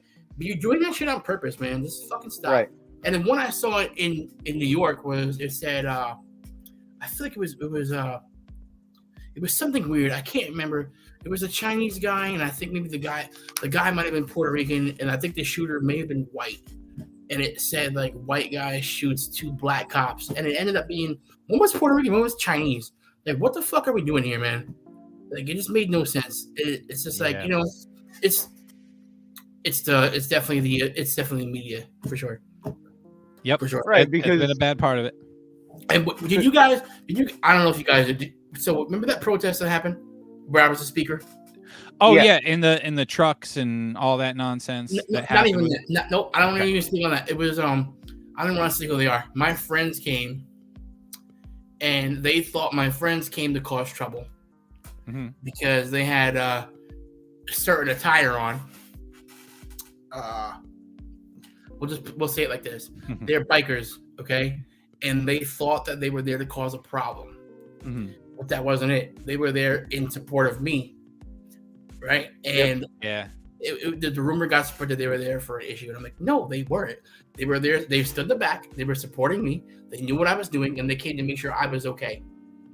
But because they were white guys with certain attire and they were bikers, they caught a lot of bad press, man. And that wasn't the case. It was not. They actually stopped the problem from happening with 2 individuals that don't look like them, man. And it's always the media, it's always the rumors, man. It's always. And you know what I'm talking about. I want to say that because I know exactly who you're talking about. Yeah. And to wrap this all back around to this Little Mermaid shit. Right. So it's 2022, and we're fucking completely divided. Right. Now, Absolutely. one of the best musicals on So one of the best musicals on Broadway for a long time was Hamilton. My daughter's fucking obsessed with it. I just saw that, man. Somebody told me to watch it. It's actually really good, but yeah. so back, I think that started in 2016, and I'm sure you had your naysayers back then, but it wasn't as public. Yeah. And it wasn't as fucking vicious as the shit going on now. And that is a full cast of Black people and Latin Americans and shit like that, portraying nothing but white people, because that's the time and age of the birth of this country. Right. And nobody made a big deal about that. Yeah. Because it doesn't need to happen. I didn't even think about that, man. Honestly, I really didn't. That was the first thing that popped in my head because I've seen it like 19 times because my kid is obsessed with it. I just saw it on. It's really fucking good. Hulu, maybe. Yeah, me too. I said, "Oh shit, they rap! Oh my god, this is my thing right here." Yep, that's the whole show. It's fucking amazing. Yeah, it was really good. It was really good. By the way, it was a little off topic. I wouldn't go there in person because those seats are so fucking small. I saw What's this, Broadway? Yeah, man. I saw the color purple there, and I was so crushed. Like, I physically crushed. I was like, wow, I can't move. Yeah. Okay, so now we can get to the light and airy topic. All right, great. Yeah, even though I think we handle the controversial topic just fine. I think that's fine, man. And I think people need to know this. People need to know. Doesn't matter which side you're on. I think the three of us, well, you and Justin are kind of like we're separate. I think you're on one side, I'm on the other side. But like I said, there's always common ground, man. Yeah, always. Absolutely. And there's no reason to dislike someone over one difference of opinion, unless that opinion is that you should call them maps instead of pedophiles. I'm sorry, I went in another direction. Call them what? Maps instead of pedophiles. People What's that are maps? apologists for it. They're what? You've never heard the term map before? No, math or map? Map. With a P. With a P. No, what's that? I can solve this Pam dilemma. What is that? So a map is a minor attracted person. This is the term they're trying to give to pedophiles now. Listen to me. How I put this nicely and not incriminate myself. Man, dude. That's not acceptable at all. Nope. So I'm saying that's one thing. That is one thing that all of us should be able to agree upon. Yeah, you're out of your fucking mind. Don't make map a thing. I'm sorry. It's not a fucking thing. Nope. They're trying to make it a thing. California's already fucking started it. Who's the creator? Because we need to go find this fucking person and have a sit-down conversation behind closed doors. Because that motherfucker, I bet, is probably the biggest pedophile that got away with it. Yep. It's unreal. Well, that's like they have teachers trying to teach us in school. That's actually getting me mad right now. I'm not gonna lie, because you're at on YouTube. Do you follow the LC Predator Catcher? No. I've seen it, but I don't follow it. Dude, the fact that he keeps nailing people within this area is fucking scary. Oh, so that's a guy in this area, right? Yeah, he's from Lackawanna County. That's what the LC stands for. Okay. No, man, I can't really speak on this. I don't think. Fuck. How do I word this? Give me a second. But no, you know what? Never mind. We're gonna ignore it. I'll tell you guys off here. Okay. I can't. I had to go in that direction. I just had to show people that there is a common ground for most people. Dude, if you're in favor of that, bro, just don't. Oh, fuck you. Yes. That's the only way to say it. It's 100%. Okay, so now to the light and airy and fluffy and beautiful shit we call ghosts and paranormal. So you used to have a lot of experiences at the old house, right? Not a lot. I still do, dude. I still do. At the new place? Yeah. Okay, tell us a little bit about this, because I need to know about some of these new experiences. Oh man, so Man, I don't even know where to fucking start. It's been happening since I'm 38. It's been happening since I was 7. So whatever was at the old house, you think might have just followed you? I don't ever think that it was something that was just there. I think it's just always been around me. That's interesting. I can start when my dad first died. Okay, we would walk down this drive. We lived in the housing projects. Okay, remember Corey? You know what it's like. We went there. Remember that big long driveway? Okay, and there was a window where it was my kitchen, and he would always wave to me when we were leaving. And after he died, I was walking with my mom down that driveway to go to the car, and I saw somebody that looked like my dad in the window that was waving. And I remember this clear as day. My mom said, I'm 7. She goes, holy shit. Did you see that? And I said, yeah. Did you see that? And then she goes, wait, what did you see? And I said, somebody was in the window waving. And then I remember she goes, okay, I'm not crazy. I swear. And it really started there. And then we moved here. Shit, how old was I? 9 or 10? And we moved to Sunrise Trailer Park. And I was always uneasy there. Odd stuff would happen. Like a light would turn on by itself. Or I remember one time a blow dryer turned on by itself.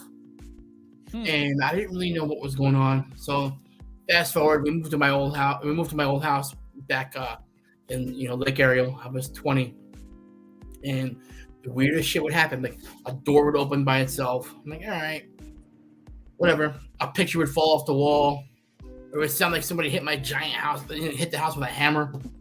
It was weird. And then, but just recently, I would almost have like these visions where I couldn't explain it. And it was one with my ex-wife, her grandmother, which I texted her about it, and she said that the thing was true. My brother's wife, I had texted her like, hey, what's going on? Like, this seems weird. And then it was like that night her grandmother died. And I just feel like I've always been like in contact. What's up, Aaron? There's always weird stuff. And like now, I almost feel like I know when someone's gonna pass away, man. I get into like this depressed mood all day for no reason, and usually something happens. It's weird. It just actually happened last week, and I was like, I don't know what's going on, but it almost feels weird, and I can't explain it, man, because I don't know how to channel it. I would say where I'll get these visions and don't know what it means, but I know something weird is gonna happen. I was actually with, you said before, Nick, his niece, Aaliyah, we were at the bar, and I told her, I said, yo, I saw somebody walk across a funeral home. I literally saw somebody walk across. And then she was like, no, you didn't. I'm like, yo, no, I absolutely did. And I said to her, I really think that, like, someone's going to die. And when I woke up in the morning, my ex-wife told me that somebody that she worked with, their family member died. And then who the hell was the other person? I had to look back at my messages. They said they passed away too. And I was like, no way. This is crazy. But it is a medium. It happens like all the time, man. It happens all the time. And I don't know how to explain it. People think I'm crazy. And that's fine. But like my son would look at my he would look at my parents' picture and he called them. He was like, Grandma, Papa, right? But at the time, I remember seeing this post. My dad died when I was 7. My mom died 11 years ago. So my ex-wife, her parents are still alive. So I never told him who my parents were because it would only confuse him. He's young. But he would call out my grandparents' name. I also have a video that I took where he has my mom's blanket. And he told me in the video, I'll send it to you guys later, where he was like, yeah, your mom said I could have it. And I was like, what are you talking about, bro? And it was just the craziest thing, man. And some of the shit that I catch on video, people just wouldn't believe, man. And I feel like it's always been around me. And I kind of caught the concept of it a couple weeks ago. When I was 2.5, almost 3, I almost drowned in a pool. And I was just like, I wonder if that's got something to do with it, if that makes sense. I mean, kind of like you were kind of on the edge of being on the other side, but you came back. Yeah, so I don't know. Yeah, I don't know where I fall religiously. I really don't. But I think that there's some shit out there. Maybe it's a mixture of everybody. But I think that when you're that close to it, I guess maybe it does something. Maybe it opens this door. I have no idea. I'm not knowledgeable there. Nobody can explain this shit. But I do know that I've experienced certain things that nobody can tell me it's fake. There's no fucking way. No. Yo, I'm with you on that one. Once you experience some shit, man, there's no way people can change your mind on it. Like you've lived it. Yeah, absolutely. Lived it. You know it. Like you know that shit is real. And I'm a full believer. Everybody who's watched our show or listened to our show in the past, y'all know that Justin and I believe 110%. I know you believe. I know you believe because we've talked about it personally. Mm-hmm. Yeah. I can never forget the old lady sitting in your fucking kids' living room. Mm-hmm. Jesus Christ, on a chair that wasn't there. I'm on my phone, Corey, right now, sending you this video of my son saying my mom told him he can have the blanket. Fucking beautiful. I can't wait to watch that. That's kind of crazy. It's we've had experience similar to that, like where my daughter was talking upstairs in our old house. Yeah. And my wife, when she came down the steps, was like, who? Because there was no one else in the house, no one upstairs. She's like, who are you talking to? And she's like, oh, I was talking to Mima. Mm-hmm. And she's like, you were doing what now? I was talking to Mima. And she was like, what, hon? Like 2-3 years old at the time? Holy crap. I know she's sitting there in chat. She can tell us. But she was young at the time. There's no way. Because she wasn't even a year old when my mom passed away. Right. She was 2 years old. My ex-wife with her son had the same thing. Mm-hmm. Xander was talking to his Uncle Billy, who died when Janelle was 3. Oh, man. Now I want to get into spiritual stuff. We're sitting here at an hour and a half now, so I know we have to end this shortly. Corey, can I just say one thing? You have a time limit? You have a time limit here? I don't. We usually try to keep it to an hour, but there's no real time limit. All right, well, good. We're going to do 3 hours. No, I'm kidding. But that's like a Joe Rogan. Like, that's fine by me, but hey. But Corey, I know. I was at my friend Tim's house. You know who he is. Mm-hmm. It was the night. Shit. So it was my mom's birthday. This was back in April, and I feel like it was something to do with. No, maybe it wasn't. So we always do if it's so both of his parents have passed away, and both of mine too. So we have this thing together, and my brother does it too. Where if it's like one of their anniversaries, we'll do an Irish car bomb, and we also put on Outcast. What's the name of the song? Rosa Parks. All right. So we were doing that. We took the car bomb, and a bottle fell off of his bar and just fucking shattered for no reason. And you could ask him about that. And he put this monitor on me where it was like detecting like it was detecting what was around you, and the whole thing just beeped all around me. And he was just like, and he gave it to me to bring here. And I showed it to him like where weird shit would happen. I would turn it on and send him a video like, yo, it's fucking beeping. I'm in my living room. There's nothing around me. Nothing. But it happened in his house. And he was like, holy shit. He just couldn't believe it. He brought it out because he knew that shit was happening to me. But he purposely was like, yeah, well, if this is what's going on, yo, I'm telling you, it was a bottle of Jack off the bar by itself and shattered. That's crazy. Well, and while we're talking about it, my other friend, I'll say it. Yeah, his name is Freedom. This girl gave me. I was at my gym, and this girl. It was like a girls' night, which I was invited to by accident, apparently. So I showed up to my gym, and it was me and like 25 girls. I feel like it was a lot, and they gave me this rose. So I went to my friend's house, and I don't know why, but I felt the need to give this man a rose. So I got down on my knee, like pretending I was like proposing. I was like, "Can you take this rose, please? I'm supposed to give it to you." He takes it, he puts it in like his little pocket by his heart, and I was like, "I don't know why, but you're supposed to have it." And he had a heart attack that night, man. No shit. I shit you not. And then it was like the craziest thing. I was like, I was supposed to give you this thing, and he put it right here. It was crazy, dude. Crazy. So, wait, okay. So what was it that told you to give that to him? That's the thing. I don't know. You just, something inside your heart or mind told you, drop to a knee and give this to this man. He's clairvoyant. Yes, I'm gonna hold on. When was it? It was like last year. I'm gonna find this fucking picture, okay?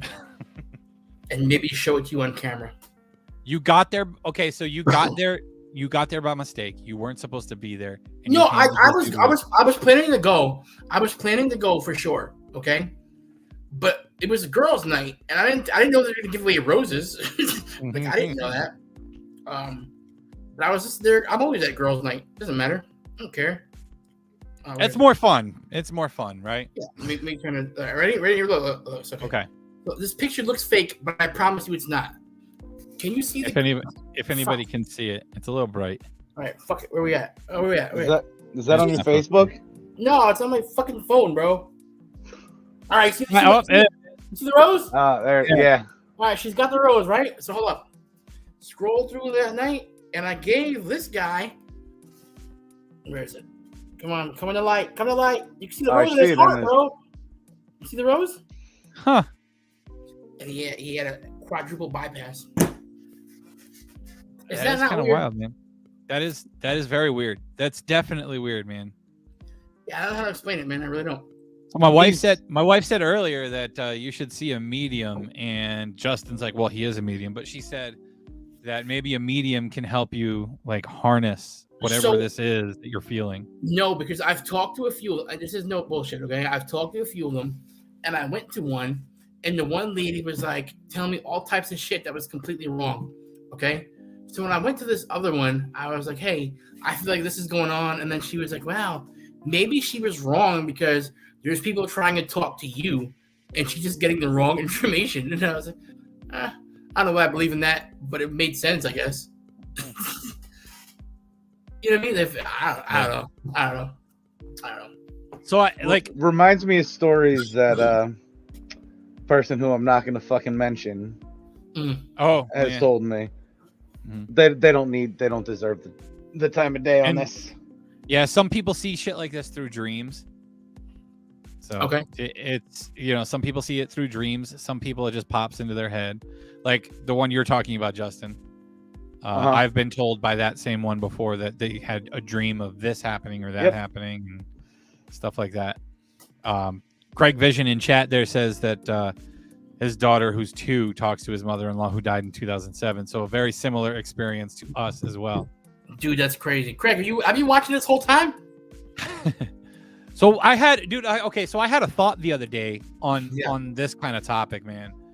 And I don't know if I'm crazy or not for thinking like this, but when it comes to spirituality, okay, when it comes to the concept of ghosts, or spirits, stuff like that, do you think that what happens to your body after you die has any bearing on whether you become a spirit or not? Like, do you think that if your body is burned to ashes, it releases you, or if your body's left intact and it's buried, that you're bound to the earth? Have you ever thought about anything like that? No. But I don't know if I'm stoned enough for this conversation. Am I the only fucking crazy person who tries to connect dots like this? Here's what's going to happen. I'm going to get up. I'm going to go pee real fast. And I'm going to come back and answer that question. I've got to go so bad.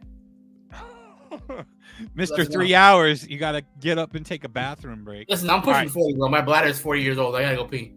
All right, you do that. In the meantime, I'm gonna plug a little bit for ourselves right here. So, Jared, if we could get the banner up that's got our merchandise website there, guys. This is a tumbler that I grabbed. This is on our website. It is available through our merch store. If you go to streamlabs.com/NDT podcast /merch, we do have our own items there. It's a great way to support the show. Grab yourself a tumbler, some stickers, grab a t-shirt, a sweatshirt, hoodie, whatever it is over there. Grab some gear, support the show, help us get some better equipment so we can put out better content for you. Make sure you follow all of our social media sites as well. We are We are on everything, basically. So find us on Facebook, on YouTube, over on Twitch. We are NDT Podcast over there. On Twitter, you can find us at NDT Podcast. And we're on Instagram as well. Catch us on all those platforms. Make sure you follow us. Tag along for the ride. If you see our posts, please, please, please share, like, comment, all that good shit to help us out with the algorithm. Help us boost everything up a little bit. Your support means the world to us, and we want to reach a broader audience. So anything that you guys can do to help our show is much appreciated. Seriously, anything. We love it. We appreciate it. You guys are awesome. Shout out to my dog barking at you guys because she thought you were intruders. Ooh, good doggo. It's a French bulldog. Even if the both of you walked in here right now, she wouldn't do shit. Just run away, barking. Oh, she'd run away. She wouldn't do shit. Yeah. So you said, do you think that if you turn back into the earth, right? I don't know if I believe that, man. Like, I think, okay, Corey, you remember how scared I am of bridges? Yes. I am 100 times more terrified of death than anything else. I literally will lay awake at night and think about it like, wow. It really keeps me up during the day, and at nighttime I think about it all the time. It's especially getting older. It's to me, it's like the scariest thing ever. I 100% with you. I try to put it in perspective, like, you know, you literally close your eyes and you wake up 10 hours later. How fucking scary! If you don't set your alarm, you're gonna wake up way later. How scary is that? Like, you blink and it's 10 hours later. It's crazy. Bill, do you not dream? I do dream. Because I feel like if you don't dream, it feels like you just blinked and now you're awake. I do dream, but still, man, I'll dream. Like, so, perfect example. I've been going to bed. I've been getting up. Maybe it's not early to some people, but I've been getting up at 6:30 all week. So today, I was supposed to have a baseball game, but a bunch of kids had COVID, so it got canceled. So I was like, you know what? I'm gonna go to sleep. I'm not gonna set my alarm. But even still, I went to bed at 3:00 in the morning, and I woke up at 10. So even though it seems like I woke up late, it wasn't that much sleep. But I felt like I closed my eyes, and 2 minutes later, it's 10:00 in the morning. I've had those nights. It's just crazy. And I just think, like, it's so scary, man. Like, to think that, I don't know. I think we're not smart enough to process it, man. Like, say there's nothing. Let's be religious, man. What if there's nothing? So, is that scary, dude? Yeah, that's definitely something. We have talked about this on this podcast before. My worst nightmare, the nightmare that scares me the fucking most, is nothing. It's nothingness. Because usually I don't dream. Okay. And it becomes very vivid when I have this dream. It is literally nothing but black. Like, the world has ended, and that is it. There is nothing.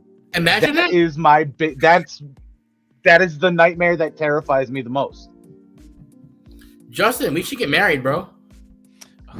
And the fact that nothing happens. It is literally just black, and I wake up in a fucking terror because that was my dream. It's just black. That same episode, I told you that was eerily similar to the only nightmare I've ever really had. Yeah. Where mine is like it's like watching a black movie screen, and then there's that little white dot in the middle of the screen, and that white dot has this very high pitched noise to go with it, just like a high pitched whistle kind of deal. And then as the circle grows, the volume of that whistle grows until it envelops the entire screen, and then it jolts me awake. Very fucking weird. I have to talk to my brother because he's very knowledgeable about this weird shit. But I feel like dreams are like the most they can't study them enough because there's no, like, I guess there's no proof of it. I mean, like, why do you dream? People don't know. But I remember when I was a little kid, before I had the flu, I would have the exact same dream. I would wake up and I would throw up. Is that not weird? Huh. When you had that dream, you'd wake up and throw up? Absolutely. Every time? Every fucking time. And I could tell you what it was. I was almost like staring at like this Tetris screen. And like, you know how like the things come down at you, right? Mm-hmm. They wouldn't come down. It was almost like come at me. right? There's a big block that would come at me, and as it came at me, it would get smaller. And there's no rhyme or reason to it. But every time I had that dream, I would wake up and puke. Is that not weird? Crazy. That is weird. That is crazy. So it's just So you do realize we're gonna have these dreams tonight, right? I'm not sick, bro. I dream often, man. Like I don't understand how people don't have dreams. And then like the coolest dreams.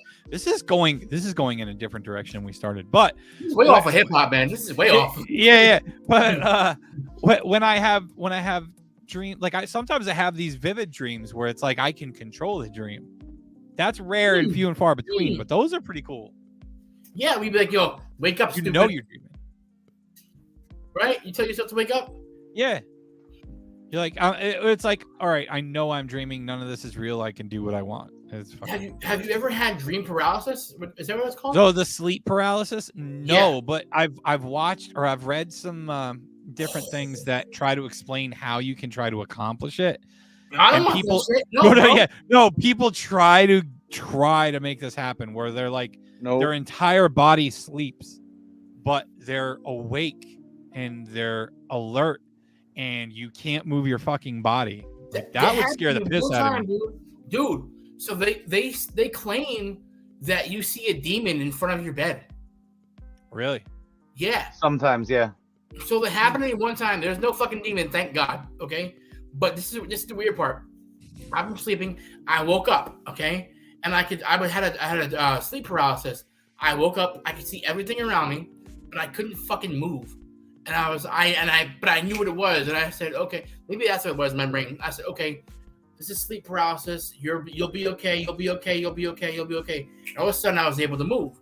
There was no demon, but I could see everything, but I just couldn't move. And it was the most freaky shit that ever happened.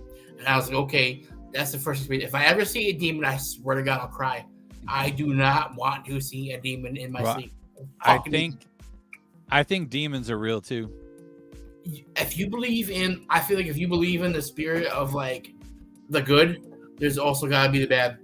It's like the yin and yang. To everything, there's an opposite. Yeah, absolutely. If you're going to have good, you're going to have bad.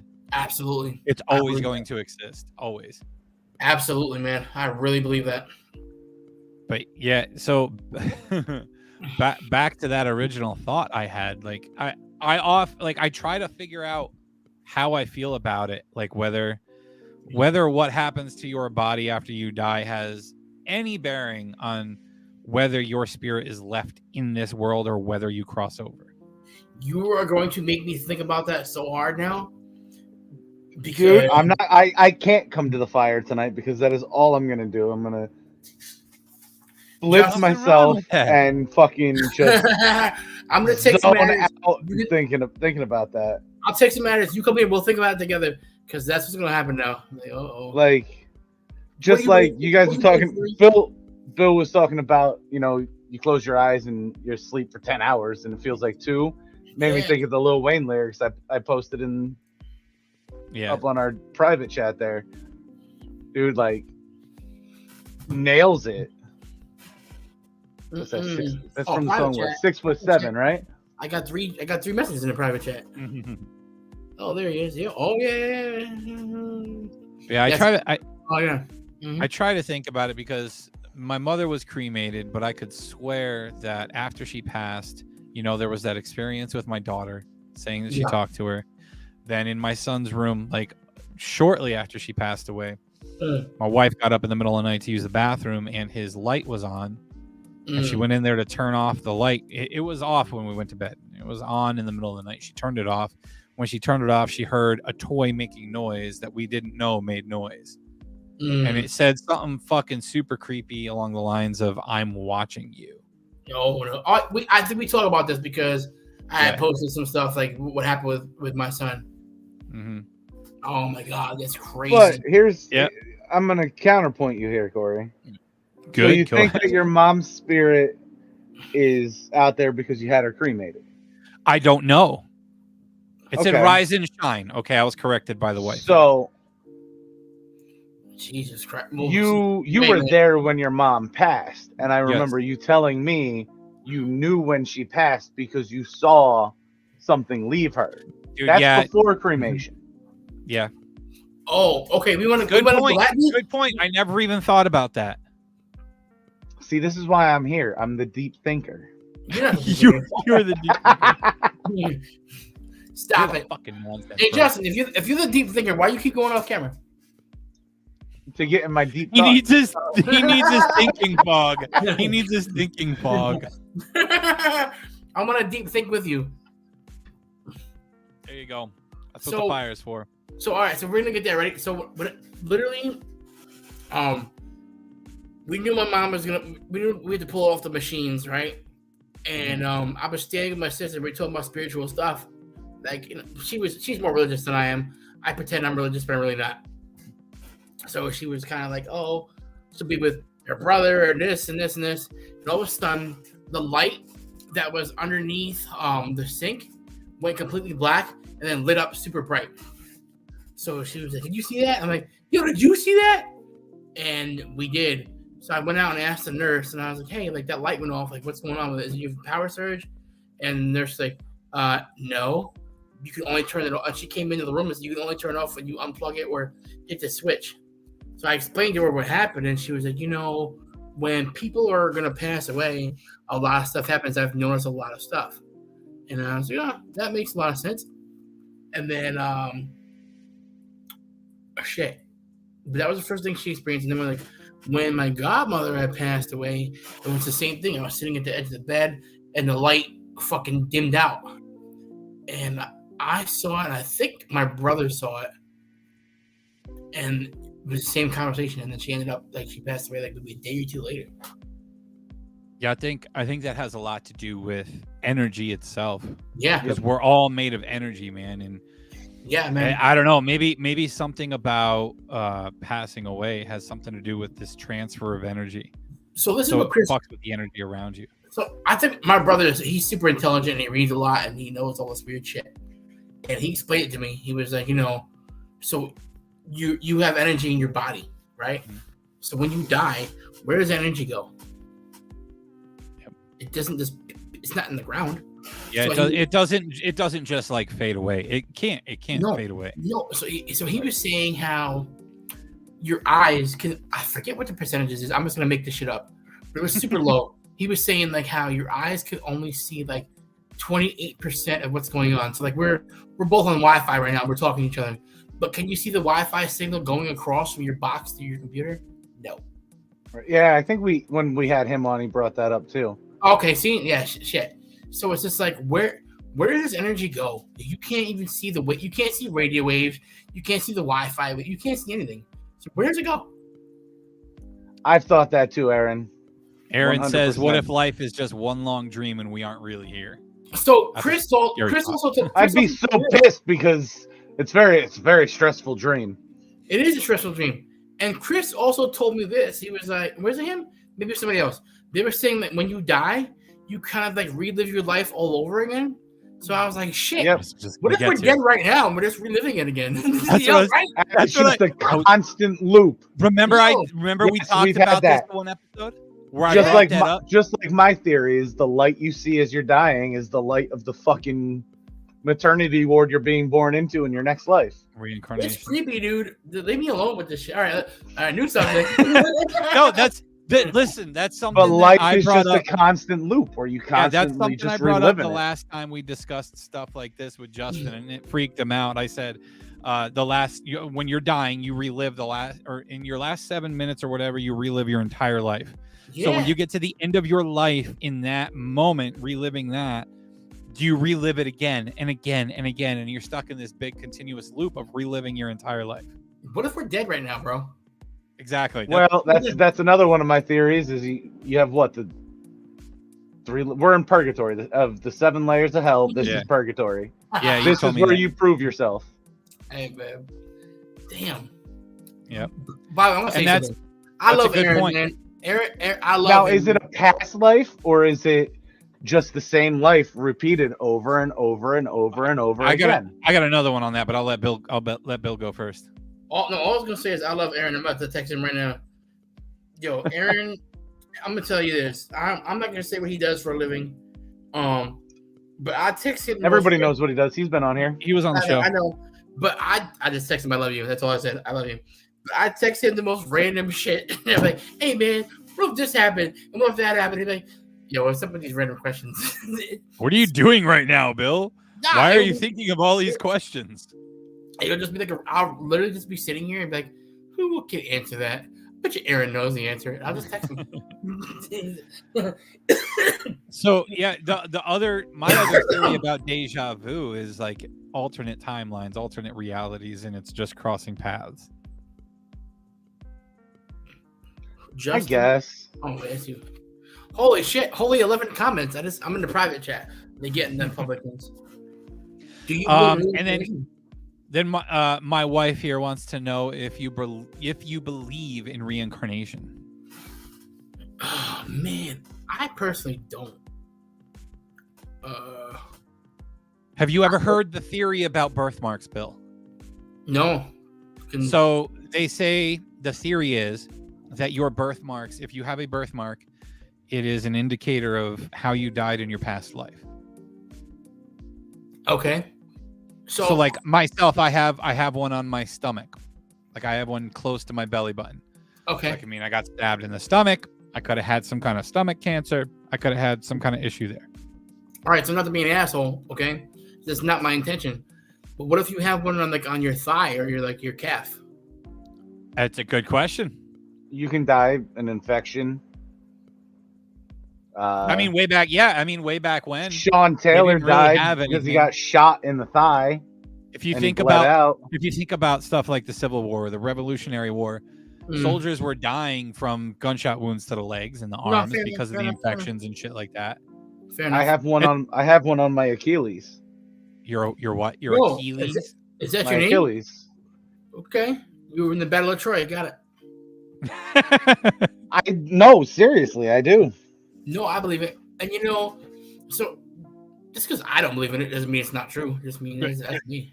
And you know what? There's no way to prove it either. So no. Yeah. Back to hip hop. I'm stuck in the constant loop back version. To hip hop.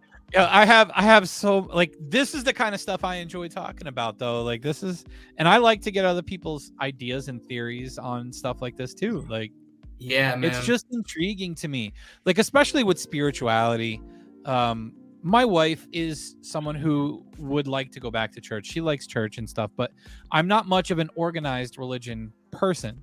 Mm-hmm. I believe in God. All right. I believe that there has to be some kind of great plan. There has to be some kind of grand creator, because some people will say, well, I mean, you're just putting faith in something. You just believe that it happened even without seeing it, feeling it, and knowing it.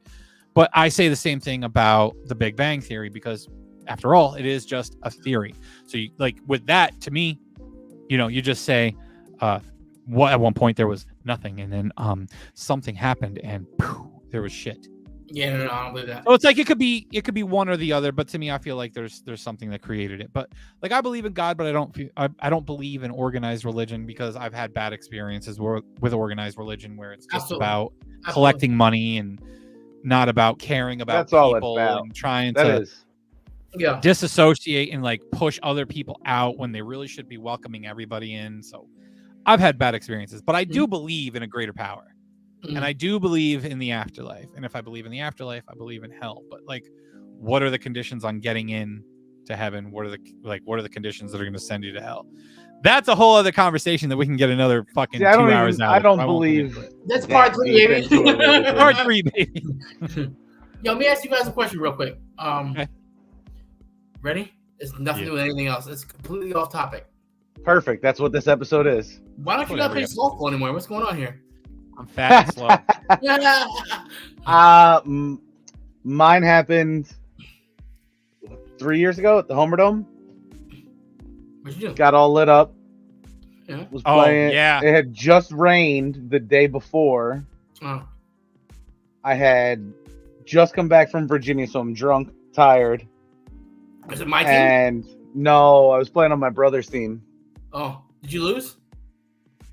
I didn't care. Because I hit the ball and I tried to beat out a double play, and right there we were on the Homerdome, and the baseline washed out into a V right before the bag. And as I went to step on the bag, I tripped on my other foot and that V rolled. So I flew up over the base and I came down and I landed on my shoulder and I broke 2 ribs. How many years ago was this? 3 or 4. Was this the COVID year or no? Right before. Right, the year before. Okay, so I just want to point this out. The COVID year, we were the champions. Nice. There you go. That's all I want to say. Oh, what the Homer Dome champions? Yeah, for blue collar. Yeah, it's been about that long for me too. But to be honest with you, the main reason I don't play is because I am not in as good a shape as I want to be in to play a sport. Like my body's breaking down and I got too much weight. And like the last season that I played, when I swung a bat, like when I swing out my shoes. And I swung and I pulled back muscles I didn't know were there. So fair enough. I got to get myself in better shape. So I have a torn meniscus, so all I do is bat, and then when I get to first base, I get a runner. But I still play. That's the life, baby. That's the life. That's what I want to do. Like, poof. All right, cool. Make the first, get a runner. I get no doubles. It is what it is. Yeah. Corey, honestly, I want you to watch my son play, man. Let me see. I'm trying to sound like an asshole. He's a fucking monster. That's good. I told you before, man, like the best thing about what your son is doing is his love for it and his desire to want to keep playing and to get better. That's the most important thing. That's the most impressive thing to me. And it's his choice, not you forcing him. No. He's forcing you. Yeah, like I'm at the point where like I don't want to force my kid to play. Like he has other interests and he's just not big into athletics like I was, which I'm gonna tell y'all right now, that's a difficult thing. That's a very difficult thing. I grew up playing sports. I didn't do all kinds of organized sports after like the youth level. So like the only sport I played in school was baseball. But up until then, I did youth football, I did youth basketball, I did Little League. And I played in the backyard. I played intramurals and stuff through college. So to me, having my son not interested in sports like I was is a little bit different. And it sucks, but at the same time, I understand. And I don't want to push him because if I push him too much, he might not enjoy it. And he might not like right now he plays Little League and he's got one more season of that. And I'm hoping he wants to do it again in the spring, but we'll see what happens. So how about my kid never once has been interested in sports. Never. She'll sit and watch it with me. And then the stuff she's into, God help me. I don't know shit about any of it. And to me, it's like she's playing an instrument now, yeah? Dude, she's in band, she's in student council, she's in chorus, she's in the play.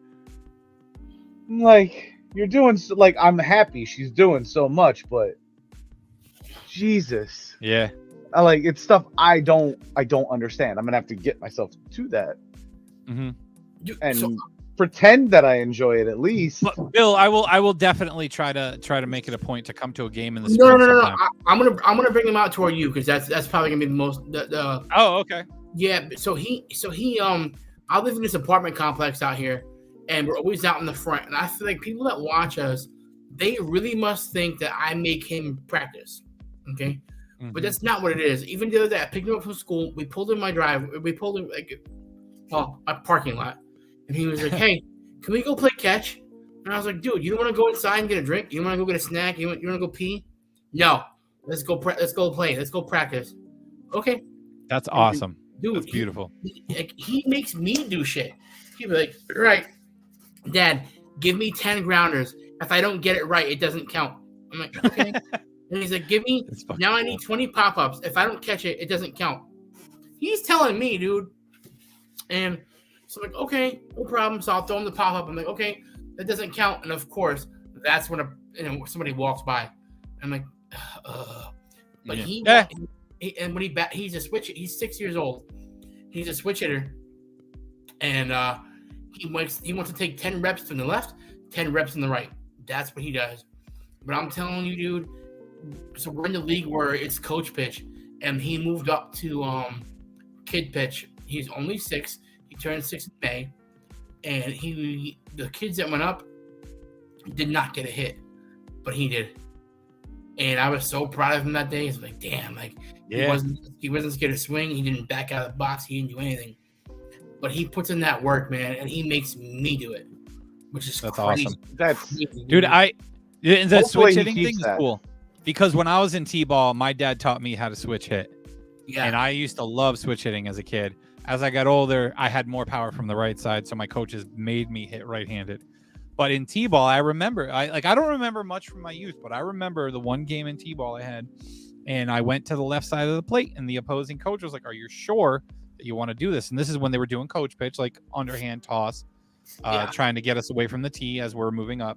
And I remember telling them, "Yeah, I can do it." And I punched one between first and second base.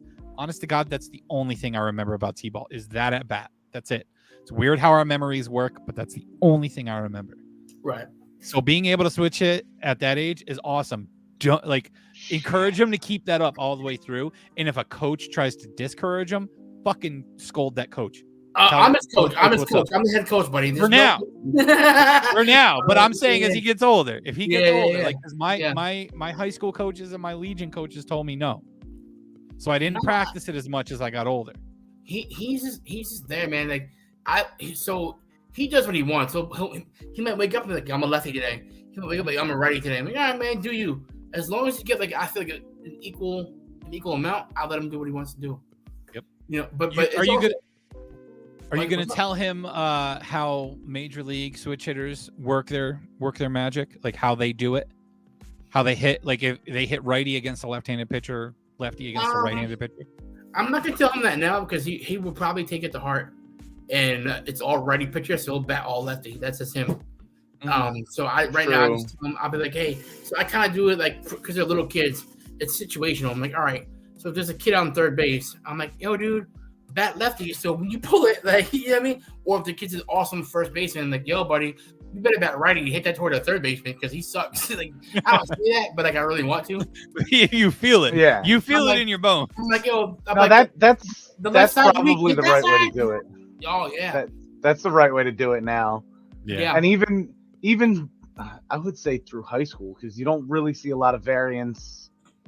Maybe high school that starts, maybe.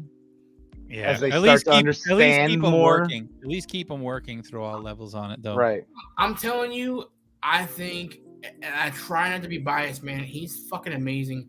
I have 11 kids in my team. There's a 4-year-old, a 5-year-old, and he's 6. And then other than that, there's 7, 8, and 9. And he is I'm going to say he's the 3rd all-around best player and the 4th best hitter. But that's awesome. Yeah, man. And that's just being honest. It's just awesome to see how much the kid likes it. And I wish that for every sports parent, that your kid loves it, because once you get to that point of having to push them, it's a fine line to walk, because you don't want to push them too much and chase them away from the sport, you know. Hey, Corey, hopefully the love for it continues. Because if it does, that's a big key in success, is the want to do it and the love for it. Absolutely. But I have one more question. So Corey, what's for dinner, buddy? I honestly don't know. She surprises me every night. But I will tell you, she is wonderful, and I am lucky enough to have a wife that cooks for me every night, and she will have me sit at the table, and she will serve me. Fuck you! She will serve me my plate. It is fucking beautiful. Well, I want to know. Can I visit for dinner? What are we having? I don't know. You'll have to ask her. Some shit I threw together, she says. Damn. Some shit I threw together, man. Well, what's the shit? Is it like chicken? Is it like eggs? What's going on here? I don't know, but I can't wait because I am hungry. She said, "Hold up!" Oh my god. She's like, "Wait, let me see if I have enough. Do we want to have people over?" We are going to have a campfire out here, though. So I mean, yeah, if anybody wants to stop by, feel free. Unless the Uber gets me there, it's not going to happen. You serve me my plate. You don't technically serve me, although you should. Yeah, Alex, do your job. Wow, I am not part of this conversation. You will see yourself out. I'll be Mhm. part of it. You do what he tells you to do. Yeah. But this turned out very, very good as I expected it to. The last episode we did with Bill went for an hour and a half, so this one's at 2 hours. I think we can put a lid on it and call it a wrap. And then, as always, Bill, dude, you are welcome back anytime. We could talk about any kind of thing with you. It's always nice to get extra perspective. I know that you're down to talk about anything. So here's what we're gonna do. Okay, ready? Ooh. So I'm gonna think I might start my podcast. I'm gonna start this thing and this thing. So let's get back together. Maybe another year from now, and see where you guys are, and see where I am. Yeah, hopefully both are fucking like way up here, top of the mountain peaks. You know? My goal. Ready? Say I'm like, what's your goal for next year? What's my goal for next year? A year from now, I hope to have 1,000 solid listeners each week. Okay. 1,000 solid listeners to each episode. Yeah. Okay. We're getting close. Here's what I'm gonna do. I'm gonna go along with you and say I didn't start yet, but if I start within the next couple of weeks, when did you go? You guys started a while ago, right? So I'm gonna be half of where you are. I would hope that I can get 500. That's a good goal. Yeah, it's a good goal. Yeah, we've been doing this for almost 2 years. It'll be 2 years in October. With a whole bunch of hiatuses. Hiatuses and breaks in between. So okay. It wasn't consistent. So I lied. So maybe all right. So next year at this time, I'll have 300. Well, here's the other thing too. This has to go well too. We started this without much of a base. Okay. You have a good foundation. You have a base. You have connections. You know people. You have a following that should listen. You would think, man, but so. 1,000 in a year for you is nothing. What? Oh, 1,000 per year. I think even 1,000. 1,000 in the first year of your podcast is realistic. Oh yeah. Okay. We're closing in on 3,000 total right now. I want 1,000 a week. If you're my friend and you're watching this, listen, you better fucking share it. 110%. Guys, listen, it really takes nothing. Even if you are not a big podcast person yourself, if you don't generally listen to the podcast, you can easily just follow all the pages on all the social media platforms. When you see a post, you can click like, you can share it, you can throw a little comment on there, give your opinion on whatever we're posting about. You can comment your favorite fucking emoji. It doesn't matter.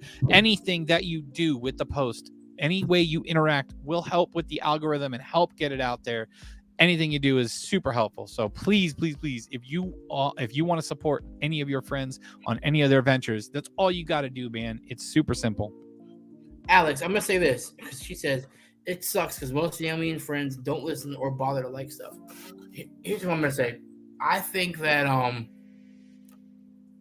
damn, how do I put this? I think sometimes the algorithm is a little messed up for sure. And I think that, damn, how do I word it? I sound like a dick. I think that some people do feel a certain type of way when you're doing something that they're not, if that makes sense. Yep. A little bit of jealousy mixed with what the hell are they doing? Like, that's dumb, that's stupid. I could do better. I should be this. I should be that. And you have the I don't care. I believe that for sure. Yeah, there's plenty of the I don't care. Like, but I also tell you this, Corey, okay? I know what you meant because I came on here last year. A lot of the times, your stuff does not show up on my feed. I don't know. Yeah, it's weird. You have too many friends, or if I have too many friends. I think I only have like 1,200 Facebook friends, but I don't see it. I actually have to seek you out. Yeah, I've got about 500 friends on my Facebook, but I feel like my shit's been suppressed for a while, and it could be because I'm not posting as much as I should. So the past few weeks here, I've been trying to post a little bit more to be a little bit more active and see if that works out. Yeah. But we'll see. We'll see what happens. Well, they're good goals to have. Our goals are good goals to have. Reconvene next year. Justin will be where he's in a new spot. So, you know. I will be, yep. Can I catch you with a joke? Justin? Go ahead. There won't be a shower curtain in the background. It'll be like his living room or some shit. It's like a sheet. It's a sheet, not a shower curtain. Yeah, it's a what? A sheet. A sheet. There's a stain over there. Look at that shit. No, Probably. It's a good backdrop. It's a good backdrop. And when he moves, I'm gonna go to his house and help him set up a corner for Oh, himself. hell yeah. Oh no, man. I already got a play. I already got a fucking. We're good. I gotta All figure right. it out. Yo, it's gonna be We'll get it. you'll be close. Justin, if you move, you gotta hang out with me now. He will be a lot closer. He will be a I lot will. closer. I'll take an Uber to your house and not leave. Hey, baby. All right, All right, guys, so- man. Yeah, Right, so brother. with that said, man, we look forward to having you on again, as always. And guys, if anybody watching or listening does want to join the show and talk about anything your little heart desires, whether it's a business of yours, something new that you're starting out, your own podcast, whatever it might be, even if you want to talk about aliens, ghosts, or politics, you let us know. We will get in touch. We will chat and we will figure it out. We'd like to have anybody on the show who wants to be here. We're just looking to chat and have a good time. So with that being said, guys, thank you so much for joining us this week on the Nonsense and Deep Thoughts podcast. And hopefully we will see you on Thursday night, 7 p.m. Eastern time. And until then, be good all. Hey, man. I Later. appreciate you guys.